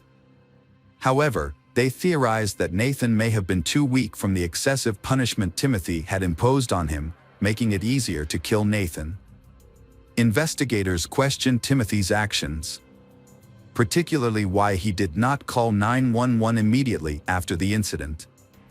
Instead, he attempted to conceal and dispose of his children. Timothy later led investigators to where he had dumped the children's bodies that same day. The remains of the 5 children were found on September 10th. On September 11th, evidence from Timothy's car was collected and turned over to South Carolina authorities. Some of the evidence included family photos, children's clothing, children's drawings, letters from his mother to the children, Timothy's college diploma, and his passport. Notably, Timothy Jones Jr.'s handwritten notes included a list of actions related to the disposal of the bodies, such as moving the bodies, grinding the bones into powder or small pieces, burning the bodies, and preparing necessary items such as camping equipment, gas, and muriatic acid. On September 13, 2014, Jones was admitted to a correctional institution and placed in a special cell separate from the general population. Since then, he has been evaluated by mental health experts, including psychiatrists, clinical psychologists, and forensic specialists. Opinions among these professionals varied. Some diagnosed him with schizophrenia, bipolar disorder, schizoaffective disorder, or a personality disorder. They suggested his mental state during the crime might have been worsened by drug use and a traumatic brain injury he sustained at age 15, which could have contributed to underlying psychosis. These theories were presented to the jury during his trial. Conversely, other specialists argued that Timothy was mentally competent and that his attempts to hide evidence, including his children, showed he knew his actions were morally and legally wrong. His internet search history indicated he understood what he was doing and how to do it. The prosecution argued that Timothy succumbed to the pressures of a failing marriage and the challenges of raising 5 young children. According to his statements, the catalyst for his actions was his wife's alleged infidelity with their neighbor, who is now her husband. She testified that she did not commit adultery and that her relationship with the neighbor began only after her divorce. The trial occurred in late May 2019, featuring weeks of intense testimonies and evidence against Timothy. The crime is considered one of the most horrific murders in South Carolina's history. Mara's last words to her father were, "Daddy, I love you." When police searched the house, they found Nathan's favorite Toy Story toy broken into pieces. Nathan appeared to have been the most severely punished. Nevertheless, all testimonies agreed on one thing: the children loved their father. On June 13, 2019, after 2 hours of deliberation, Timothy Jones Jr. was sentenced to death. He is currently in solitary confinement at a correctional institution, wearing a green jumpsuit that identifies him as a death row inmate. This tragic case ended the lives of innocent children because of marital issues, with both the father and mother making irreversible mistakes. Hi everyone, thanks for returning. Let's unravel another perplexing mystery. The case of Kate Waring. Kate Waring was born in Charleston, South Carolina, USA. She grew up in a loving family with 2 siblings, and her parents always tried their best to give their children the best life possible. As a child, Kate showed a deep love and compassion for animals, which led her to start volunteering at various animal shelters at a young age. As a teenager, she was a dancer and had a wide social circle, known for her positive attitude and outlook on life. Everyone assumed she had an educational good background, and to some extent, this was true. However, one fateful day, her life changed completely. Just before going to college, Kate opened up to her parents about being abused by someone close to the family when she was younger. Kate's parents were shocked by this confession. They felt guilty for not knowing the hardships their daughter had faced over the years. After learning this heartbreaking truth about their daughter, Kate's parents did everything they could to help her overcome it, but unfortunately, this traumatic experience left behind long-lasting consequences that became increasingly serious over time. Kate had struggled with addiction to both alcohol and illegal substances. Kate's parents recommended therapy to help her work through her issues, and she agreed to give it a try. They also suggested she move back in with them, thinking the family environment would aid in her recovery. Initially, the therapy seemed effective, but Kate continued to grapple with the emotional weight of her past, making it difficult for her to move forward. Kate's life underwent a major transformation when her psychiatrist diagnosed her with depression. Her father proposed a trip to anywhere in the world, which Kate eagerly accepted. She chose to travel to the Arctic Circle, driven by her long-held desire to see polar bears. Kate and her parents searched for suitable tours and eventually booked a trip. As the journey approached, Kate's parents noticed a marked change in her attitude, shifting from sadness to cheerful and positive. During the trip, Kate and her parents shared a wonderful experience, filled with joy and laughter. On the boat to the Arctic Circle, Kate met a fellow Russian tourist.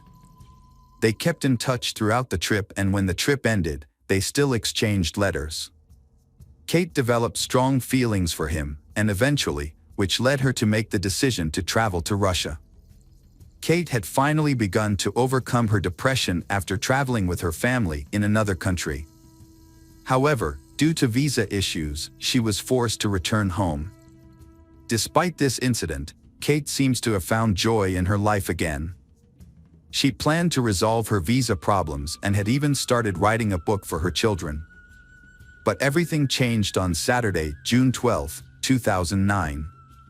Kate's family was away on a business trip, and she was alone at home. Normally, Kate would call her father to check in, but this time she didn't. Her father tried to reach her, but there was no answer. Concerned about her well-being, especially given her past struggles with addiction, her father asked someone to check on her. When the person arrived at Kate's home, they found her room empty, but the light was still on, suggesting that she had just stepped out and would return soon. However, Kate's medication, which she needed to take regularly, was still at home.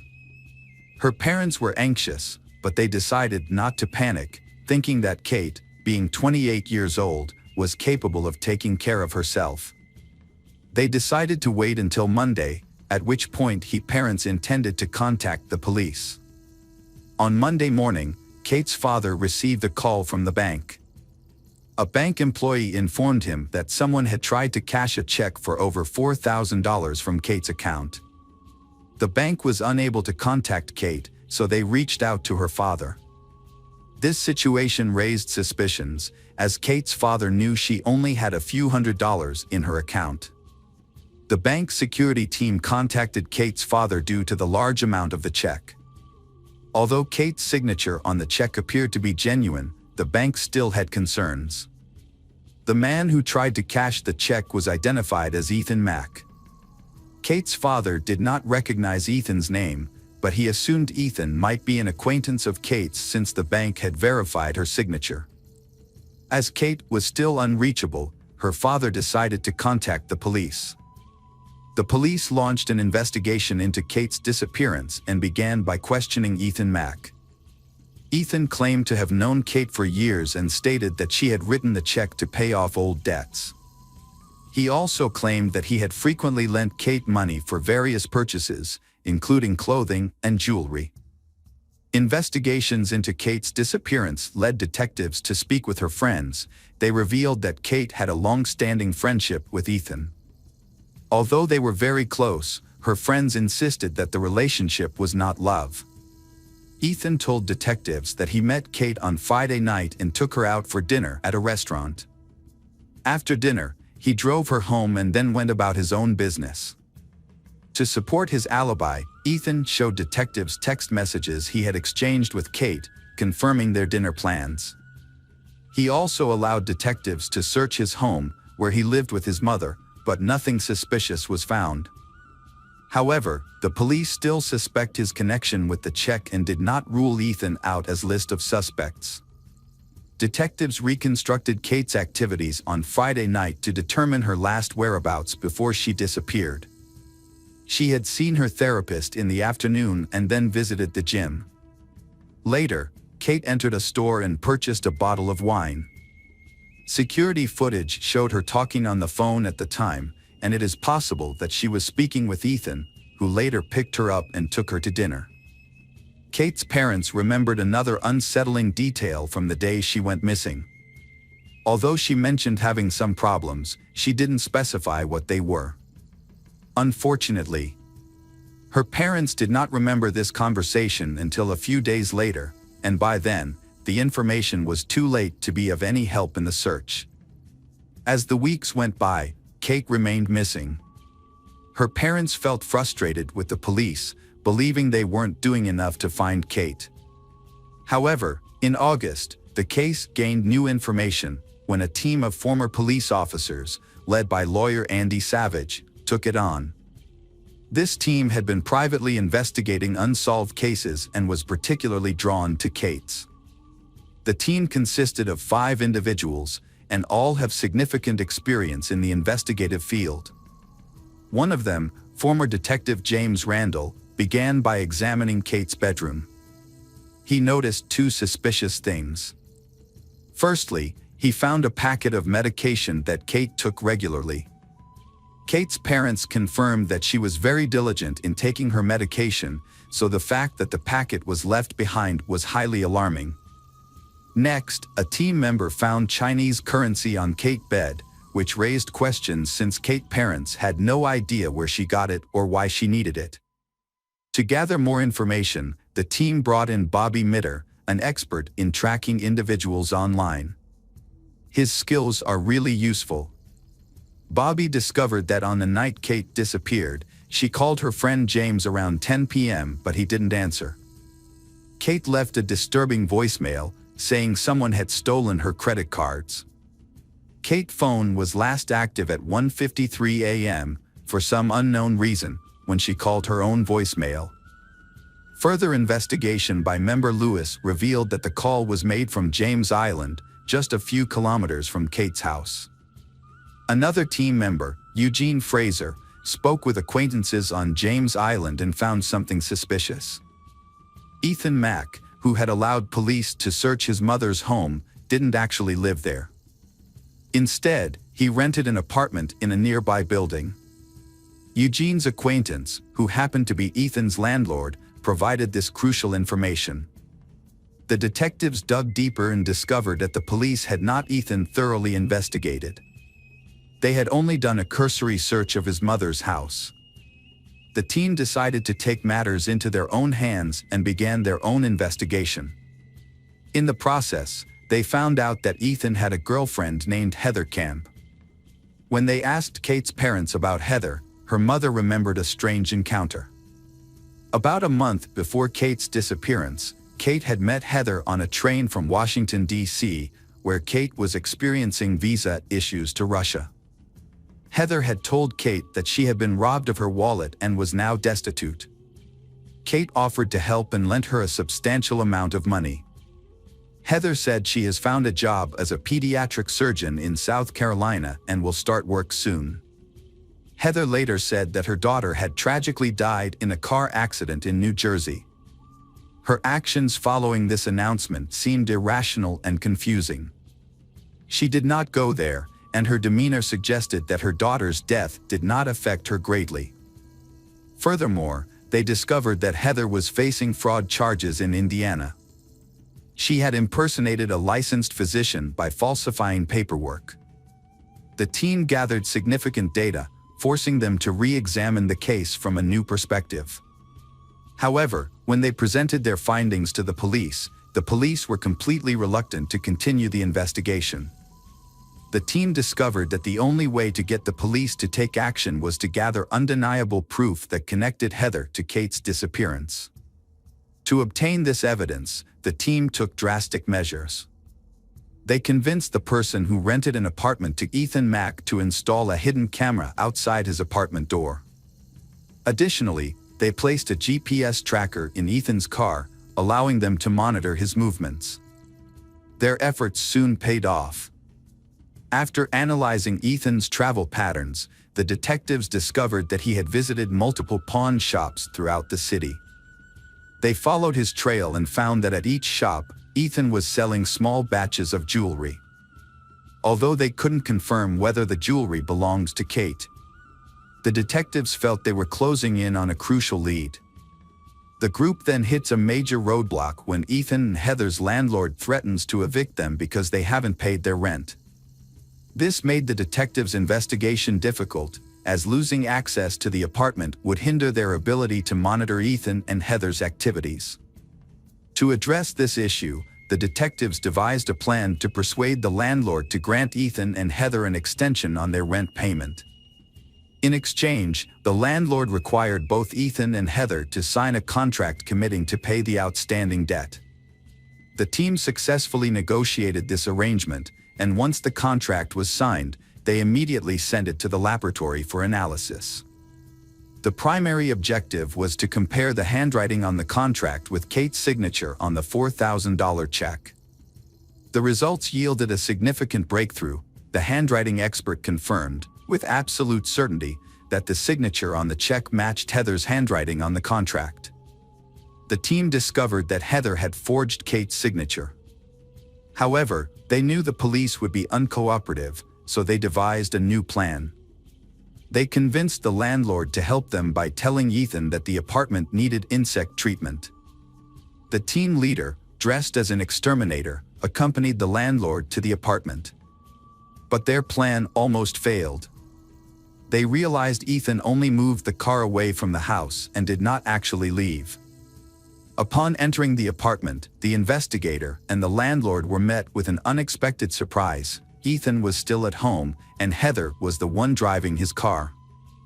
The investigator then had to think quickly and adjust his plan. They insist that the apartment needs to be disinfected and ask Ethan to wait outside while they spray the dangerous disinfectant. Ethan, unaware of the investigation, agreed to leave his apartment.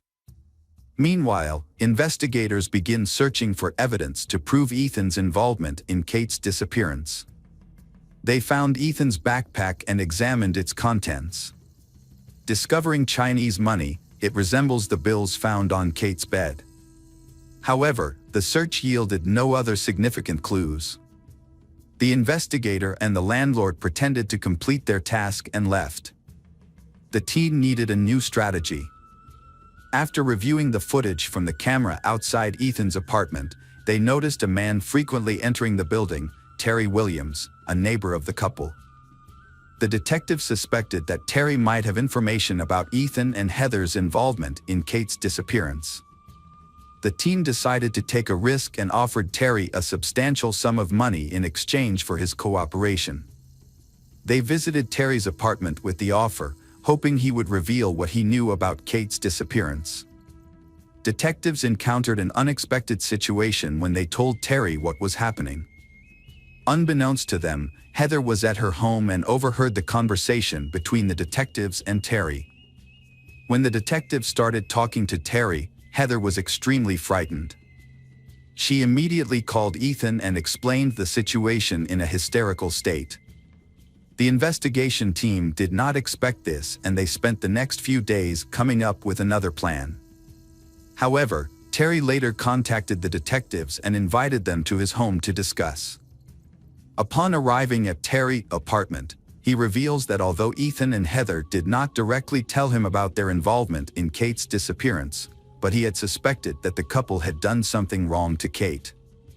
Terry then produced an iPod that Heather had given him shortly after Kate's disappearance. He had assumed the iPod belonged to Kate. The detectives examined the device and, using its serial number, confirmed that it indeed belonged to Kate. This discovery provided the investigation team with sufficient evidence to return to the police department. The local police could no longer ignore the case and decided to take action. After reviewing the evidence gathered by the team, they arrested Ethan and Heather. During the initial interrogation, Heather agreed to cooperate in exchange for a reduced sentence. She claimed Kate's body was on Wat Ala Island, approximately 20 miles from her house. However, when the police searched the area, they found no of Kate's body. It became clear that Heather had given them false information. Andy Savage then tried a different approach, suspecting Heather's direct involvement in Kate's murder. He met with her and offered a deal. In exchange for revealing Kate's body location, he would help get her off the forgery charges papers. Heather, seeing this as her only chance, agreed to the deal. She provided a detailed description of the location on the outskirts of Wat Ala Island, claiming Kate's body was still there. The detectives decided to search the area without police accompaniment, but they were initially disappointed when they found nothing. However, they returned the next day, and they eventually discovered Kate's body.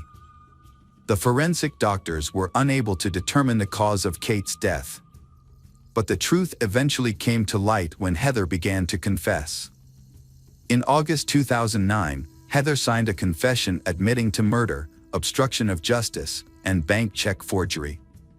The police investigation revealed that Heather had been committing fraud for years and had targeted Kate as her next victim during a trip from Washington. Heather later met Ethan and started a romantic relationship with him. Ethan, however, did not immediately plead guilty, and his trial began in October 2010. The prosecution used Heather's testimony to reconstruct the incident surrounding Kate's disappearance. According to Heather's account, on the day Kate vanished, Kate discovered that Heather had deceived her and stolen her credit cards. Kate threatened to inform her father. Heather confided in Ethan, who chose to support her despite his long-standing friendship with Kate. The investigation revealed that Kate was not alone with Ethan on the night she disappeared. Heather was also present. It appears that Heather and Ethan attempted to negotiate with Kate at a restaurant, trying to persuade Kate not to expose Heather's deception.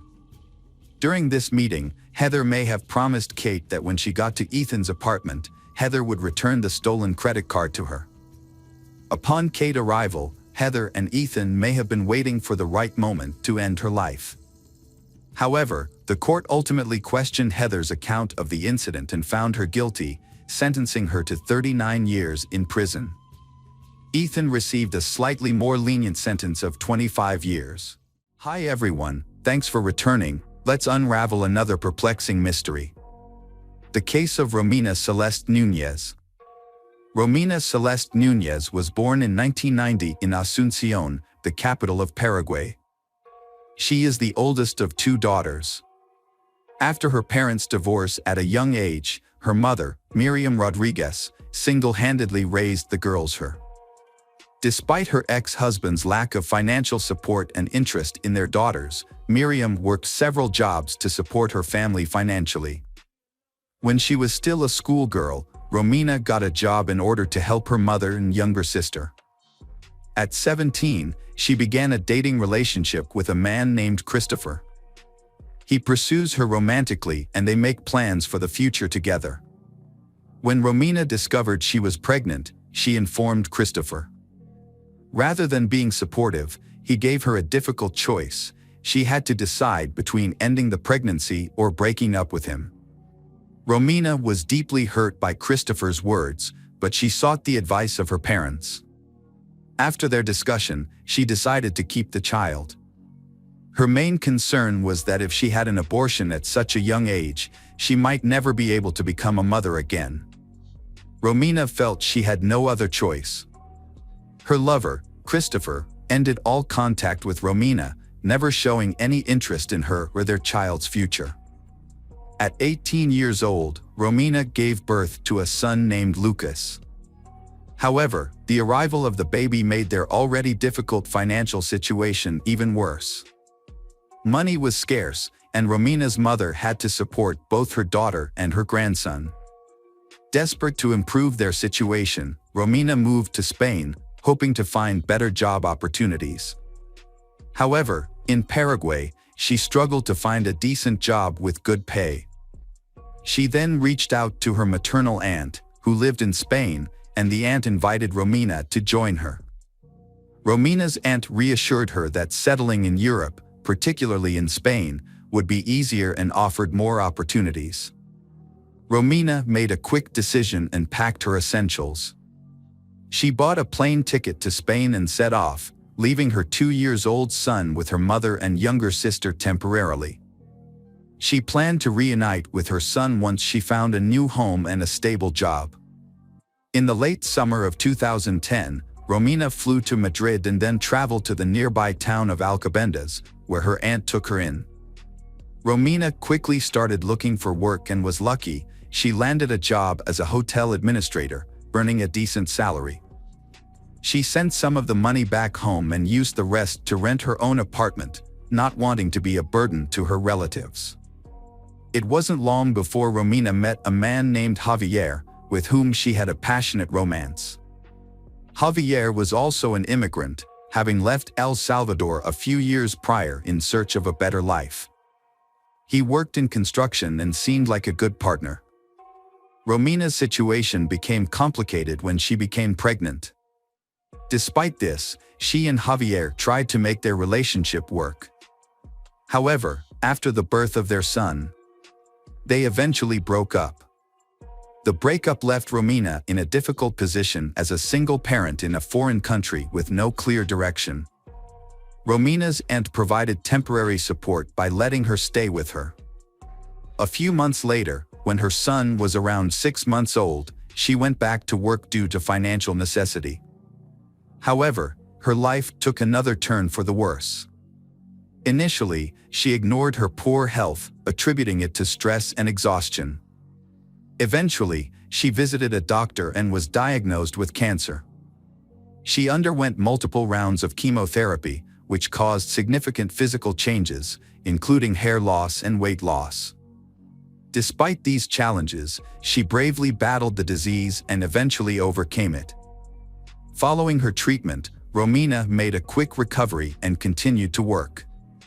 She used wigs to hide her hair loss. Romina believed she had overcome the toughest challenges and was now due for a happy time. After saving money, she planned a trip to Spain with her eldest son, mother, and younger sister. During the summer of 2017, Romina attended an event with friends and met a man named Raul Diaz. Raul Diaz makes a strong impression with his attractive appearance, stable career, and solid financial situation. Smitten by Romina's beauty, he asked mutual friends about her and showed interest. Romina also found Raul appealing and agreed to go on a date with him. Raul, nearly 15 years older than Romina, worked as a lead process engineer at a major energy company. He had 2 failed marriages and 2 teenage daughters from previous relationships. Despite their age difference and complicated pasts, Romina felt no intimidation.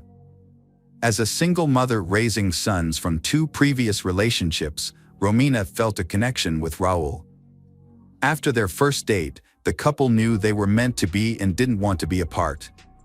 Romina was overjoyed, and her excitement was contagious as she shared her feelings with her friends. Raul showered her with thoughtful gestures daily, including surprise gifts, romantic getaways, and heartfelt compliments. She truly believed she had found her soulmate, someone who would love and accept her and her sons unconditionally. However, Romina bliss was short-lived as disturbing rumors about Raul began to surface. She heard that he had been abusive and cruel to his previous spouses, which ultimately led to the breakdown of both his marriages. Despite her concerns, Romina initially chose to disregard these rumors. Despite the significant age gap between them, and each having children from previous relationships, they decided to continue their relationship. Just 6 months into their relationship, they decided to cohabitate and settled into a luxurious villa on the beautiful island of Lanzarote in the Canary Islands. To Romina, this place was like a real heaven, but her happiness was short-lived. Raul, the man she once thought was her ideal partner, gradually became an brute and controlling man in the family. The 3 of them, Romina, her youngest son, and Raul, struggled to live together in harmony. Raul attempted to present himself as a husband and good father. And Romina even thought he would be the ideal father for her children. He promised her a long and happy life together, where he would fully support her and the children, leaving them wanting for nothing. Believing Raul's words, Romina agreed to marry him when he proposed. However, Raul wanted them to have some private time after the wedding, to they enjoy their time together. In fact, Raul wanted to take Romina's oldest child out of Paraguay and also wanted to get rid of her youngest son. Romina trusted Raul, despite her friends' concerns about his unusual behavior. In June 2018, her fiancé, Raul, bought tickets for Romina and her child to travel to Paraguay, but purchased a return ticket only for the Romina. When Romina returned home, she told her mother and younger sister about Raul, but they were skeptical of his intentions, suspecting he might be trying to get rid of her child. This led to a disagreement between Romina and her loved ones.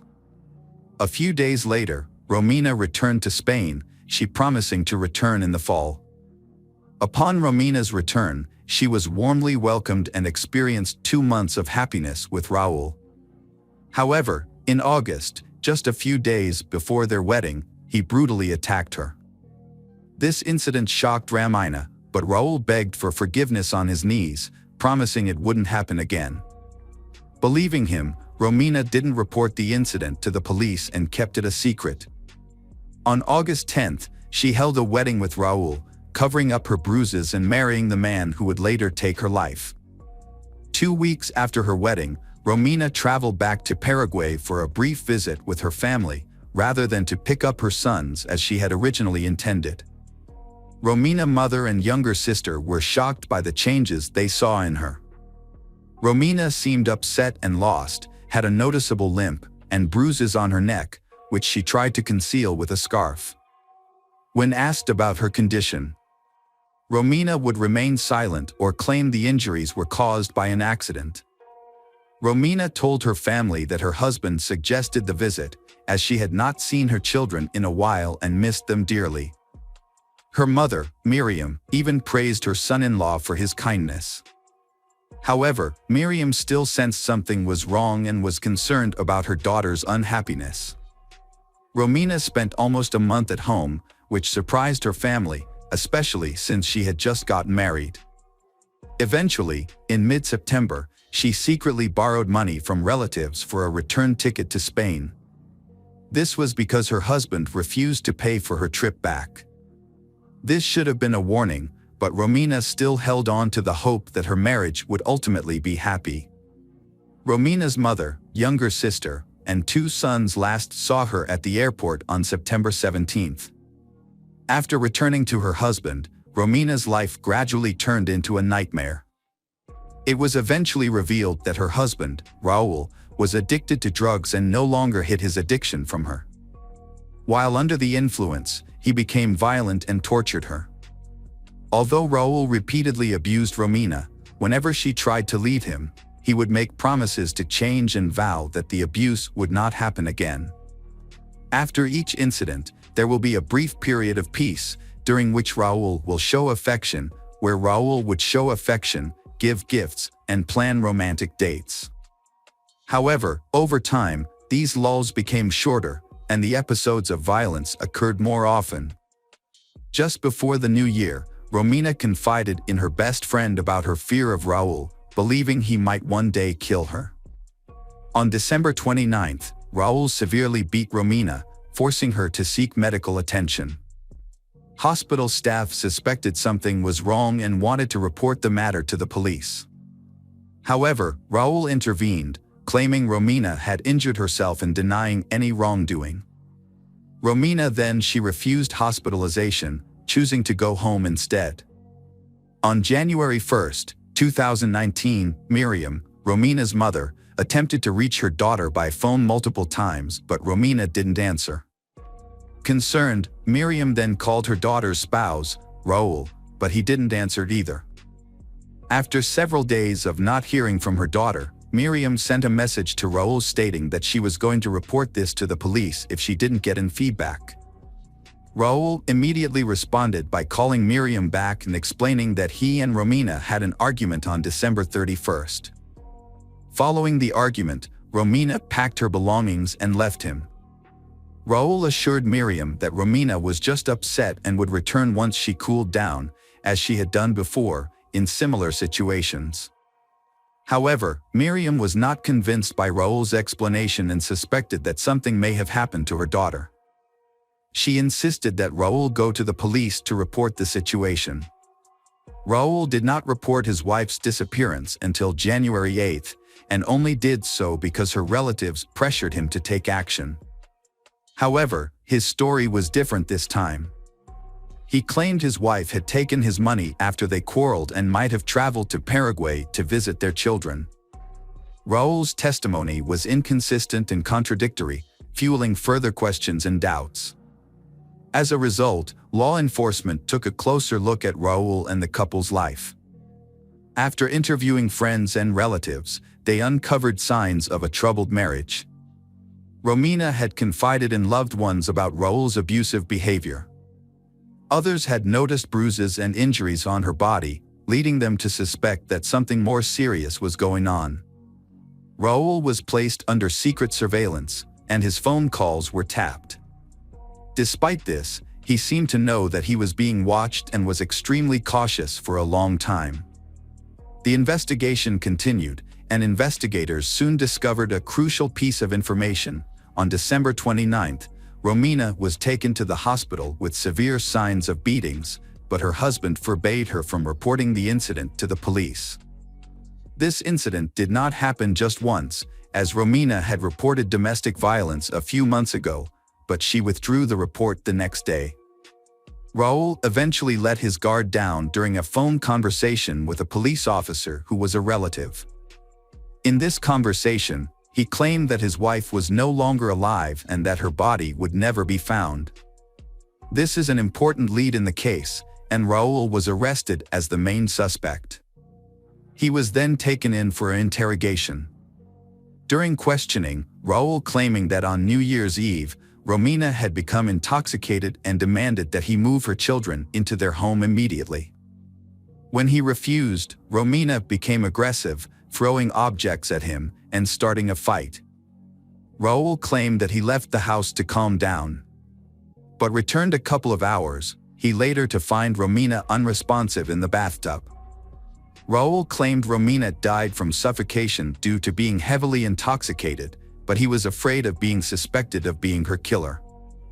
As a result, Raul attempted to conceal the evidence and decided to remove all traces and then report her disappearance. However, everyone was amazed at the way he handled the body.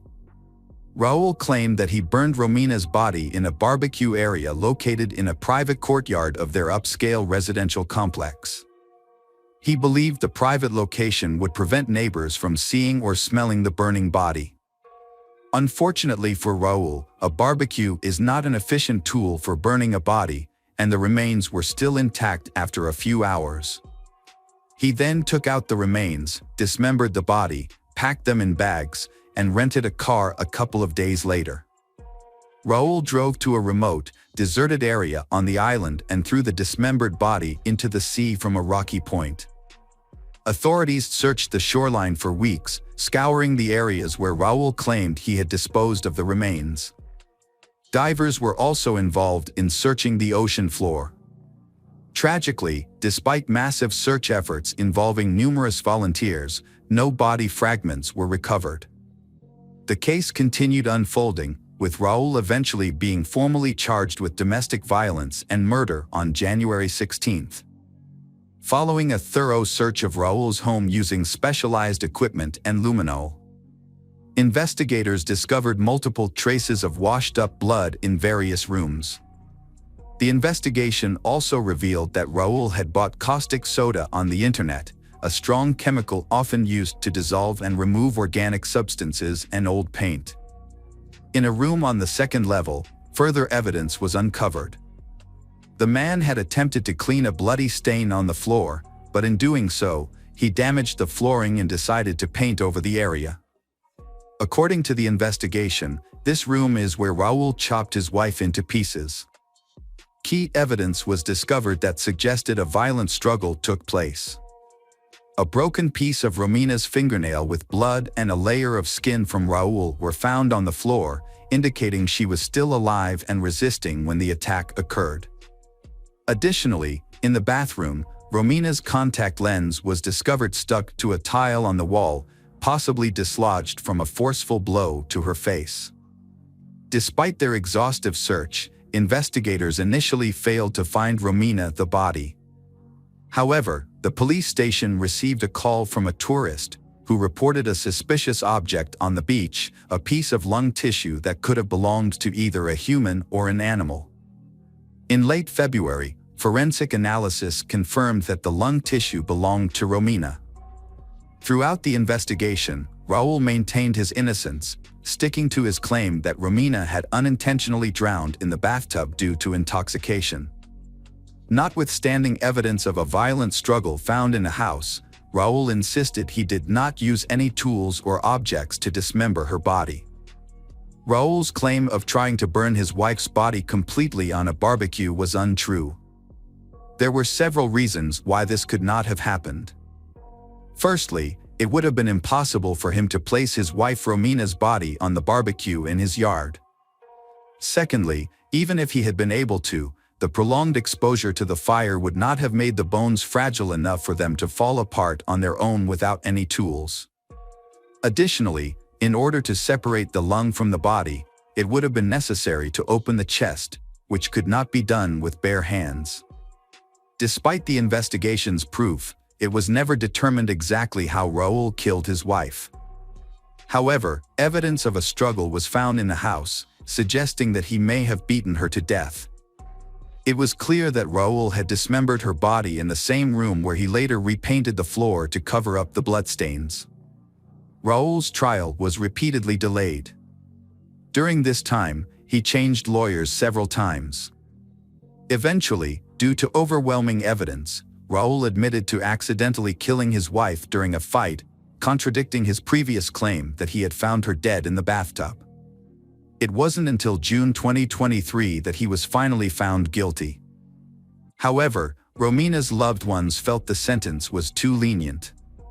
Raul received a sentence of 12.5 years for involuntary manslaughter, 2 years for domestic violence, 1 year for the physical harm inflicted on Romina in December 2018, which resulted in her hospitalization, and several months for physical abuse.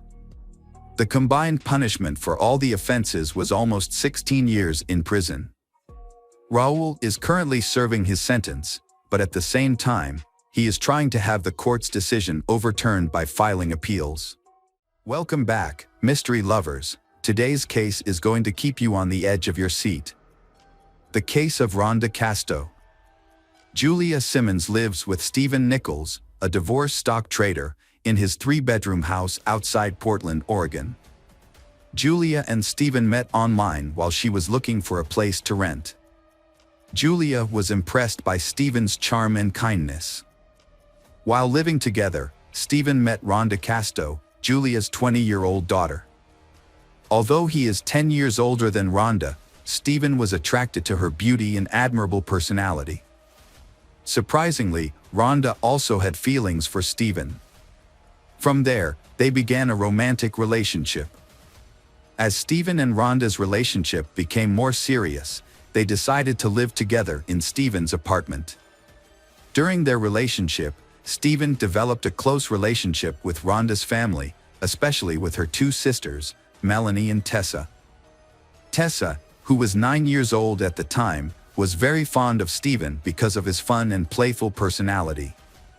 As the years passed, Stephen and Rhonda lived together but were not married. Rhonda often dreamed of getting married, and her friends knew this. Stephen promised to marry her in the summer of 2009. They had a baby girl, and motherhood became the best thing in Rhonda's life. Her daughter became the center of Rhonda's life, and she cherished every moment with her. She loved being a mother, but also wanted to return to her modeling career. According to Stephen, after giving birth, Rhonda gained a lot of weight and felt unhappy with her body. They decided to hike 25 of the most beautiful trails in Oregon together to help Rhonda lose weight. Stephen said that their relationship was good, they rarely argued and became closer. However, Rhonda's friends told a different story.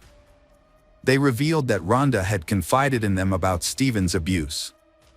Rhonda even took pictures of her back in the mirror to document the bruises Stephen had caused. On March 16, 2009, Stephen and Rhonda, both 23 years old, went hiking together on the Eagle Creek Trail. During the hike, Rhonda took a picture of Stephen using his cell phone. Before leaving, Rhonda jokingly texted her mother, saying, "He's either going to give me a ring or throw me off a cliff. Haha." Initially, the weather was nice. However, Stephen later said that Rhonda began to act strangely. According to Stephen, Rhonda asked him what would happen if something happened to her and if he would take care of their daughter. He replied that of course he would. When the weather started to get worse, Stephen suggested that they go home. Stephen said that Rhonda wrapped a towel around her shoulders, called herself Superman, and ran down the narrow, slippery path. Stephen said he witnessed Rhonda slip and fall about 150 feet down the cliff on the Eagle Creek Trail. Stephen said he went down the ravine where Rhonda fell because he couldn't get a cell phone and held her body. He tried to call 911 but got no signal, so he left Rhonda and walked to the trailhead to contact rescuers. Rescuers then took Rhonda's body away.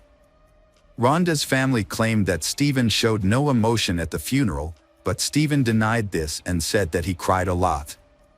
He explained that when he was really sad, he would pull away from people and want to be alone. Immediately after Rhonda's death, Stephen quickly packed up his and his daughter's belongings and moved to the other side of Oregon to be closer to his family.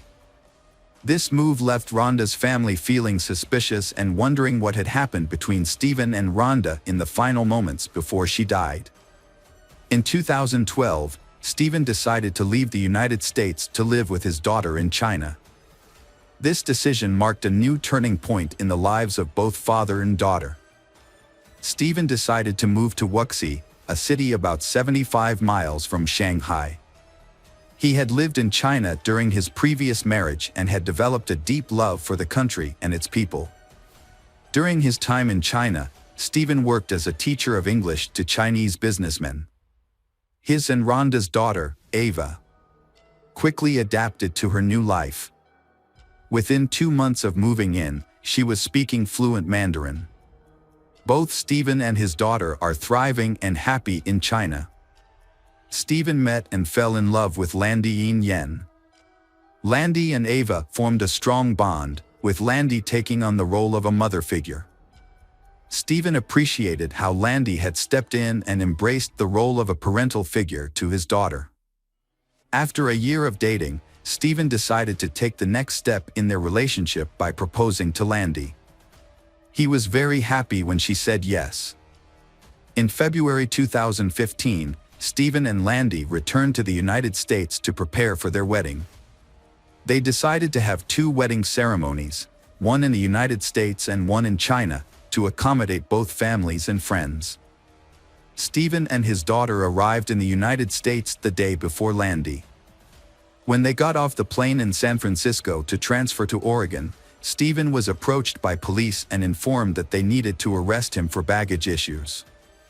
Stephen had no idea that this would lead to a series of events that would change his life forever. Within minutes, the police separated Stephen from his daughter. Little did he know that while he was in China, detectives had been investigating the death of his ex-girlfriend Rhonda. The suspicious circumstances surrounding Rhonda's fall from Eagle Creek prompted them to continue their investigation, and they eventually concluded that Stephen was responsible for her death. Rhonda's mother was instrumental in keeping the investigation moving forward. She regularly contacted the detectives to keep them updated. The police arrested Stephen at the airport for Rhonda's murder and took him back to Oregon. When he was arrested, Stephen claimed that he thought he was dreaming. Stephen hoped to open his eyes and find himself back home in China with Landy. However, this was not a dream, but reality. Stephen's bail was set at $2 million. He was jailed for 14 months awaiting trial. The judge reduced Stephen's bail to $250,000, which his attorney paid. Stephen was released on bail but must wear an ankle monitor. When Rhonda's family learned of Stephen's arrest for murder, they were overjoyed that justice had finally been served. Rhonda's mother, in particular, was overcome with emotion and burst into tears upon hearing the news. Stephen's arrest brought relief and comfort to Rhonda's family, who had been grieving her loss for years. After Stephen's arrest, his legal team conducted an investigation at the Eagle Creek trailhead where Rhonda died. Their goal was to conduct tests that would prove to the court that Rhonda's death was the result of a slip and fall accident, not Stephen's pushing her. During a preliminary hearing, Rhonda's autopsy revealed that all of her injuries were below the waist. This finding became a key element of Stephen's defense strategy, providing the basis for arguing that Rhonda committed suicide, not murder. Stephen's defense argued that Rhonda's pelvic injuries were caused by the impact of her fall. They argued that the evidence showed that Rhonda fell feet first, not somersaulting, suggesting that she had been pushed. In addition to presenting evidence of Rhonda's injuries, the defense also wanted to introduce notes from her therapy sessions as additional evidence. The notes show that Rhonda was depressed but never suicidal. Rhonda also described her relationship with Stephen as lacking love. Stephen's defense attorney argued that Rhonda's depression and the way she described the relationship were signs that she was suicidal. They introduced this evidence to cast doubt on the claim that Stephen pushed Rhonda to cause her death. Stephen also claimed that Rhonda had attempted suicide multiple times before they met. Rhonda's family denied these allegations and said Stephen was lying. They accused Stephen of blaming Rhonda for her suicide to cover up his crimes. Stephen also claimed that Rhonda had been abusing drugs since she was 12 years old. According to the medical examiner's report, Rhonda used only small amounts of marijuana and prescription medications to treat postpartum depression and anxiety. This contradicts his claim that she abused multiple substances. During the preliminary hearing for Rhonda's murder, a shocking revelation was made. Stephen, in his early 30s, had been having an affair with Rhonda's 16-year-old sister, Melanie. This came as a surprise to many due to the significant age difference between them. The prosecution argued that this inappropriate relationship may have been the motive for Stephen's murder of Rhonda. They believed that Rhonda had discovered her husband's behavior, leading to tension that may have led Stephen to kill her. After being arrested for Rhonda's murder, Stephen was indicted on 5 additional counts of sexual abuse against Rhonda's sister, Melanie Casto. Specifically, 2 counts of third-degree sexual assault and 3 counts of third-degree oral copulation. While awaiting trial for the 2005 murder, Stephen pleaded guilty to 2 counts of sexual abuse. He signed a statement admitting to having sex with Melanie Casto on 2 occasions. However, Stephen later claimed that he was coerced into confessing and that his confession was untrue. Stephen explained that he only confessed because he believed doing so would allow him to fight and have a chance to regain custody of his daughter. Stephen claimed that he wanted his daughter back and felt desperate. However, the state pointed out that the relationship between Stephen and Melanie had lasted for more than 4 years. Stephen later admitted to having sex with Rhonda's teenage sister, Melanie. The state presented evidence in the form of a text message from Rhonda to Melanie. In the text message, Rhonda called Stephen a piece of trash and accused him of using Melanie to hurt her. This occurred before the fateful hike at Eagle Creek, where Rhonda died after falling. Rhonda's mother claimed that her daughter knew that Stephen was trying to drive a wedge between the 2 sisters. She added that Rhonda loved her sister and wanted to mend her relationship with Melanie. The state concluded that Rhonda and Stephen's relationship was not as amicable as Stephen claimed. The court received additional evidence of Stephen's past sexual misconduct. Just 6 months after his daughter's mother died, Stephen was arrested and charged with 5 counts of sexual abuse of a 13-year-old girl. Although he initially denied it, Stephen later admitted to sending sexually explicit text messages and nude photos to the victim. He pleaded guilty to 1 count of sexual harassment. During the preliminary hearing, the prosecutor presented photos of bruises on Rhonda's back. Rhonda's best friend testified that she had heard Rhonda and Stephen arguing on the phone on multiple occasions. This evidence suggested that the relationship between Stephen and Rhonda was abusive. In addition to the photographic evidence, the court heard testimony from Stephen's ex-wife, who alleged that in November 2003, Stephen tried to strangle her and throw her over the balcony of their 5th-floor apartment. However, Stephen was not charged and denied all charges. For their part, Rhonda's family firmly believes that Stephen, her boyfriend, is responsible for Rhonda's death. Police suspect he killed Rhonda to collect her life insurance. Her mother said Stephen had lost a lot of money trading stocks the previous year and was struggling financially. In addition, People who knew Rhonda said she loved her 9-month-old daughter very much and could not have killed herself by jumping into Eagle Creek. In May 2017, Rhonda's family was shocked to learn that the state had reached a plea deal with the defense attorney. Stephen pleaded guilty to manslaughter based on criminal negligence.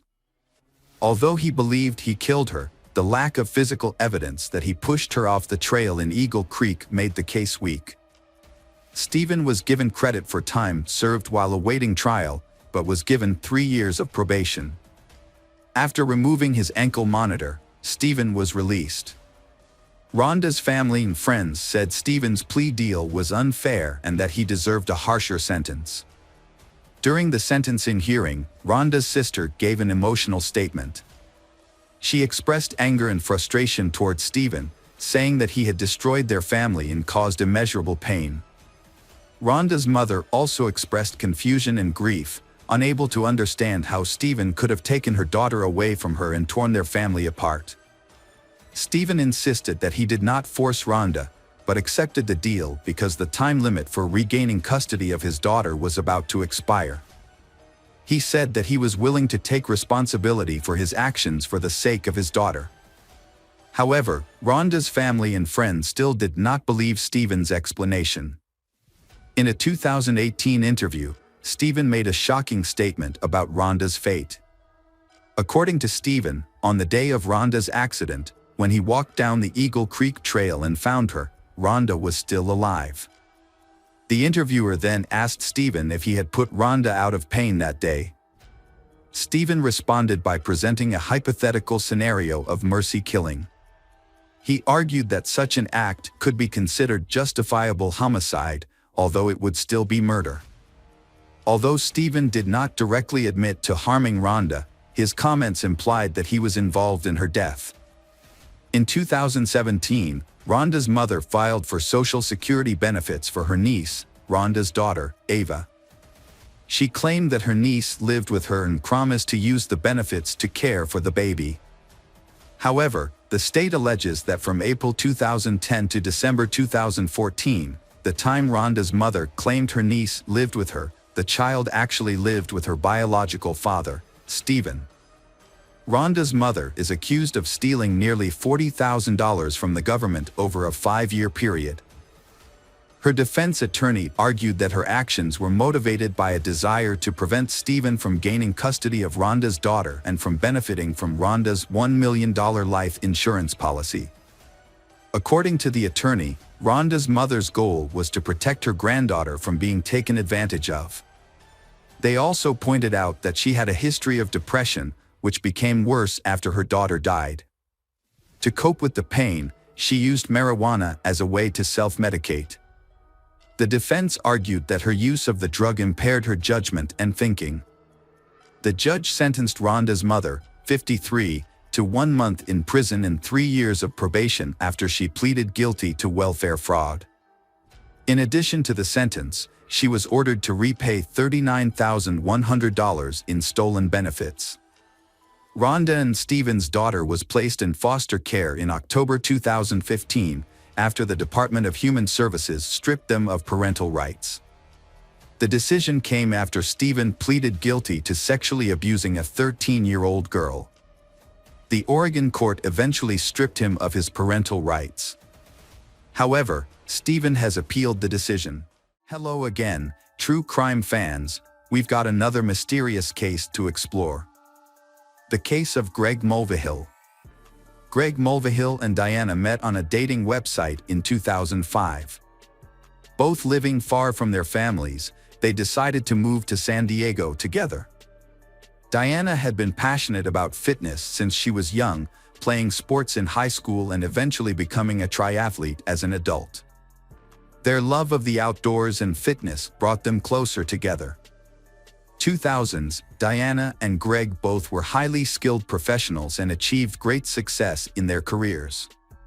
Diana was considered extremely trustworthy by her peers.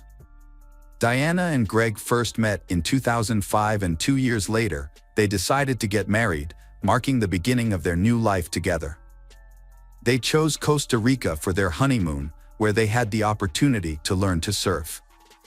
In the early days of their marriage, they made the most of their time together, experiencing many exciting adventures together. After their wedding, Diana and Greg moved to Carlsbad, a suburb north of San Diego. The area has a mix of lagoons, hiking trails, hills, and secluded spots. Diana was immediately drawn to the area. She enjoyed the quiet atmosphere and the beautiful scenery around her. 3 years after their wedding, Diana was diagnosed with fibromyalgia, a chronic condition that affects millions of people worldwide. Fibromyalgia is characterized by pain and tenderness throughout the body. While the exact cause of fibromyalgia is unknown, there are a number of factors that may contribute to the condition. To help her cope with her fibromyalgia, Greg took her on a relaxing vacation to Santa Cruz, California, in 2011. Greg was a caring husband who understood the impact fibromyalgia had on Diana's life. The condition caused constant muscle pain, fatigue, and limited her energy, making it difficult for her to maintain a job. Diana's ongoing health struggles eventually led her to give up her career. With more time at home, she longed to become a mother. Diana and Greg tried for years to have children. But Diana suffered multiple miscarriages. The loss of these pregnancies affected Diana, both physically and emotionally. Although Diana did not have children, she had 2 cats, Lanny and Turtle, whom she loved dearly. One day, Turtle became ill and passed away. To help Diana through this, Greg adopted a kitten for her, whom she named Taffy. Greg's gift helped Diana greatly. After years of trying to conceive without success, Diana was shocked to discover that she was pregnant. Greg was overjoyed and eager to become a father. Diana shared the same sentiment, feeling that her dream of becoming a mother was slowly coming true. In September 2012, Diana gave birth to a baby boy. After the baby was born, Greg took time off work to care for his newborn son. He was very happy and cherished every moment with his son. Diana, on the other hand, was worried about her son's health, wanting him to be happy and healthy. Over time, Diana began to suspect that her son might have a condition similar to her fibromyalgia. However, Greg believed that their son was healthy. Despite their differing opinions, Diana remained convinced that their son had the disease. Diana began extensive research and discovered guaifenesin, a drug commonly used to treat chest infections. Some believe that guaifenesin can help relieve the symptoms of fibromyalgia, leading Diana to consider giving her son a high dose of the drug. However, Greg was against giving his son the drug. The disagreements between Diana and Greg over how to care for their son added to the tension and pressure in their marriage. When Greg injured his shoulder and lost his job, tensions escalated. With her income reduced, Diana sought a sales position to supplement the family income. She also tried to generate income through online cooking videos, with Greg helping behind the camera, but the project failed. Diana then made promotional videos featuring cat litter, but these also failed to bring in the desired financial returns. When their son turned 2, the constant arguments and disagreements between Diana and Greg over their son's health issues continued to cause tension. They found themselves unable to find common ground. Diana confided in a coworker about her feelings of frustration and lack of support from Greg, revealing a deep rift between them. In July 2014, police questioned Greg about Diana's allegations of abuse. According to police, Diana filed several police reports regarding Greg's actions. As a result of these accusations, Greg was evicted from the home, while Diana and their son were allowed to stay. Diana confided in a friend about Greg's abuse, saying that the incident occurred while she was sleeping. According to Diana, her medication made her drowsy, and when she woke up, she found Greg touching her without her consent. Additionally, Diana accused Greg of sexually abusing their son. These allegations led to the involvement of Child Protective Services. Greg denied the allegations, believing that Diana fabricated the complaints because he disagreed with her about their son's health status. In response, Greg filed for divorce and sought custody of their son. The police searched for evidence to support claims of abuse against Greg and his son. Ultimately, a judge ordered both Greg and the boy to undergo psychiatric evaluations. After an investigation, the evaluations found no evidence of child abuse by Greg. Additionally, the police found no evidence that Greg had assaulted Diana. As a result, the charges against Greg were dropped and he was given custody of their son, a decision that upset Diana. In a subsequent settlement, Diana agreed to live in their home and compensate Greg for his share of the property. On September 1, 2016, the Carlsbad Police Department received a call from Jason Kovac, a close friend of Greg's. Jason reported that Greg had been shot multiple times and was losing a lot of blood. At the time Jason called 911, a Carlsbad police patrol officer was nearby. When they arrived, the officer found Jason and Greg on the side of the road. Jason explained to the officer that the shooting had occurred about a half-mile away from their current location. The officer quickly realized that waiting for an ambulance would put Greg's life in greater danger. In order to get Greg to the emergency room as soon as possible, the officer placed Greg in the back of his car and took him to the hospital. Meanwhile, just minutes later the officer had surrounded the area and began searching for the shooter. Despite their best efforts, they were unable to locate the shooter. At the hospital, doctors immediately rushed Greg into emergency surgery, where they discovered he had a gunshot wound to the chest. Greg survived the surgery, however. He was placed on life support and was expected to regain consciousness on his own. The police spoke to Jason about the incident. Jason, willing to share what he knew, explained that Greg had called the night of the incident. He told Jason that he had received a call from a private investigator who said to have important information for his upcoming divorce and custody battle with Diana. The anonymous inspector provided a specific time and place to meet. Initially unsure about the phone call, Greg's curiosity eventually won out.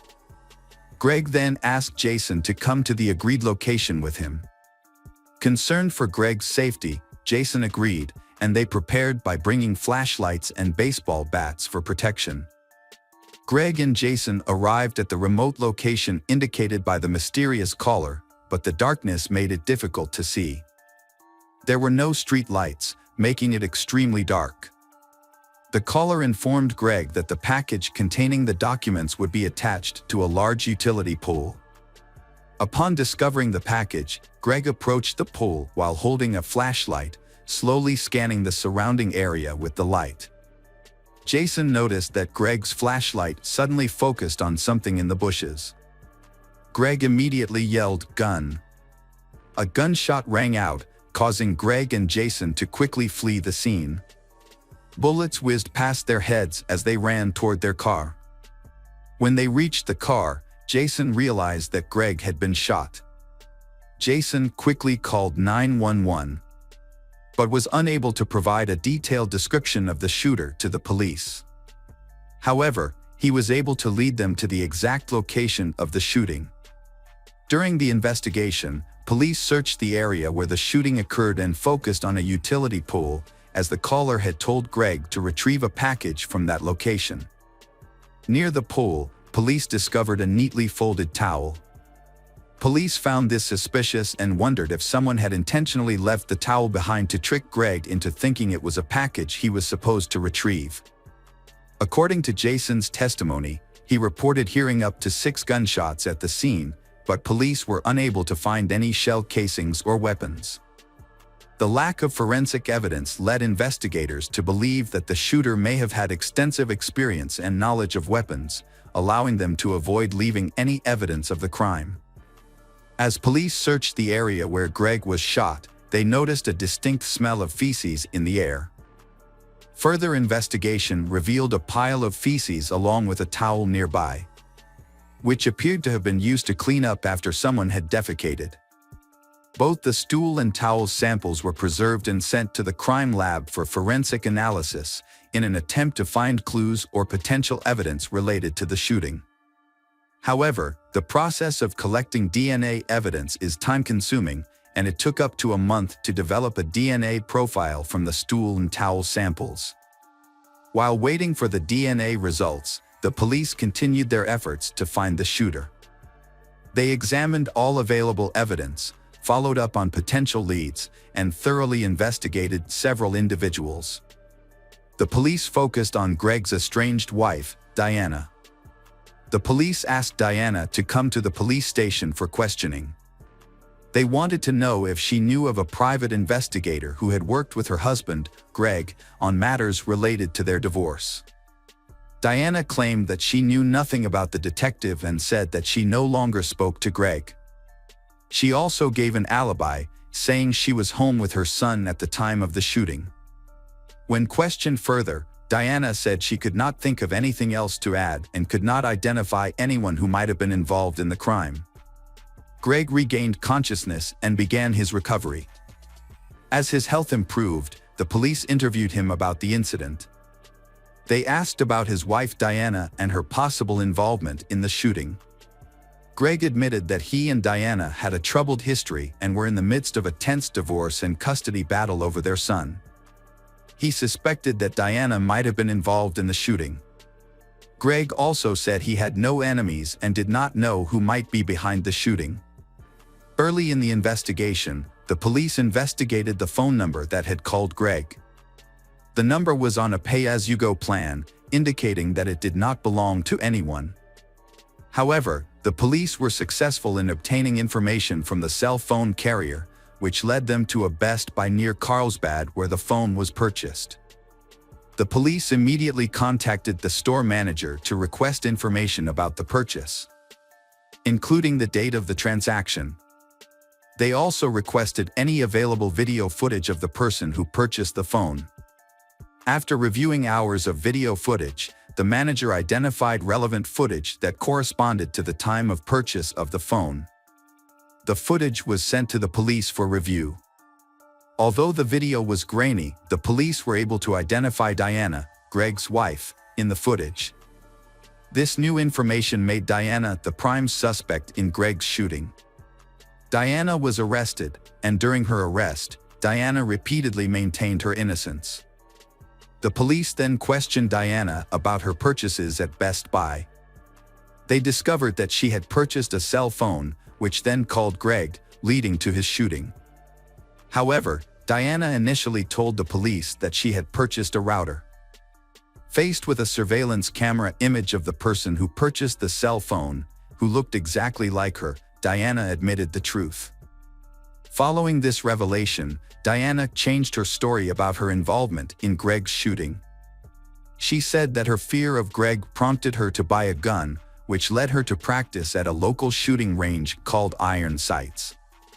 At Iron Sights, Diana claimed she met an instructor named Weldon McDavid, who taught her how to shoot. Weldon was a former Marine with expertise in firearms. Diana reportedly told Weldon about her difficult divorce and custody battle with Greg, which led to a close friendship between Diana and Weldon that eventually turned into love. Diana told police that she and Weldon had devised a plan. To carry out the plan, Weldon told Diana to buy a phone and use it to lure Greg to a remote location. Weldon's job was to intimidate Greg without using force. Diana admitted to driving Weldon to the location and picking him up. However, when she heard police sirens approaching in the distance, she asked about the situation. Weldon later revealed to her that he had shot Greg in self-defense because Greg had been aggressive toward him. She denied any involvement in the shooting and insisted that she had never asked Weldon to commit any acts of violence against her husband Greg. Diana was charged with attempted murder after admitting her role in the incident involving Greg. Fortunately, Greg quickly recovered from the gunshot wound to the chest and was released from hospital shortly afterwards. The police tracked down Weldon and brought him in for questioning. When the police asked about his relationship with Diana and his whereabouts on the night of the shooting, Weldon claimed he was at home, about 30 minutes from Carlsbad. The police then asked Weldon for a DNA sample, which made him visibly nervous as he realized they were getting closer to the truth. When asked if his DNA might have been present at the crime scene, Weldon feigned surprise and suddenly remembered something, saying it was a recent memory. Weldon told police that the night before the shooting, he had gone jogging due to stomach problems after eating Mexican food for dinner. He claimed to have stopped on a dirt road to use the restroom. Based on this information, police obtained a search warrant for Weldon's home. Their search turned up a rifle with a live bullet and 6 fired casings in the rafters. The 6 casings confirmed Jason Kack's account of hearing 6 gunshots. As a result, Weldon was arrested and charged with attempted murder and attempted murder. Police searched Diana's home with a warrant and examined her computer. They discovered a search history for the phrase "new moon." Notably, the night Greg was shot, September 1st, coincided with a new moon, when the surrounding light was very dim.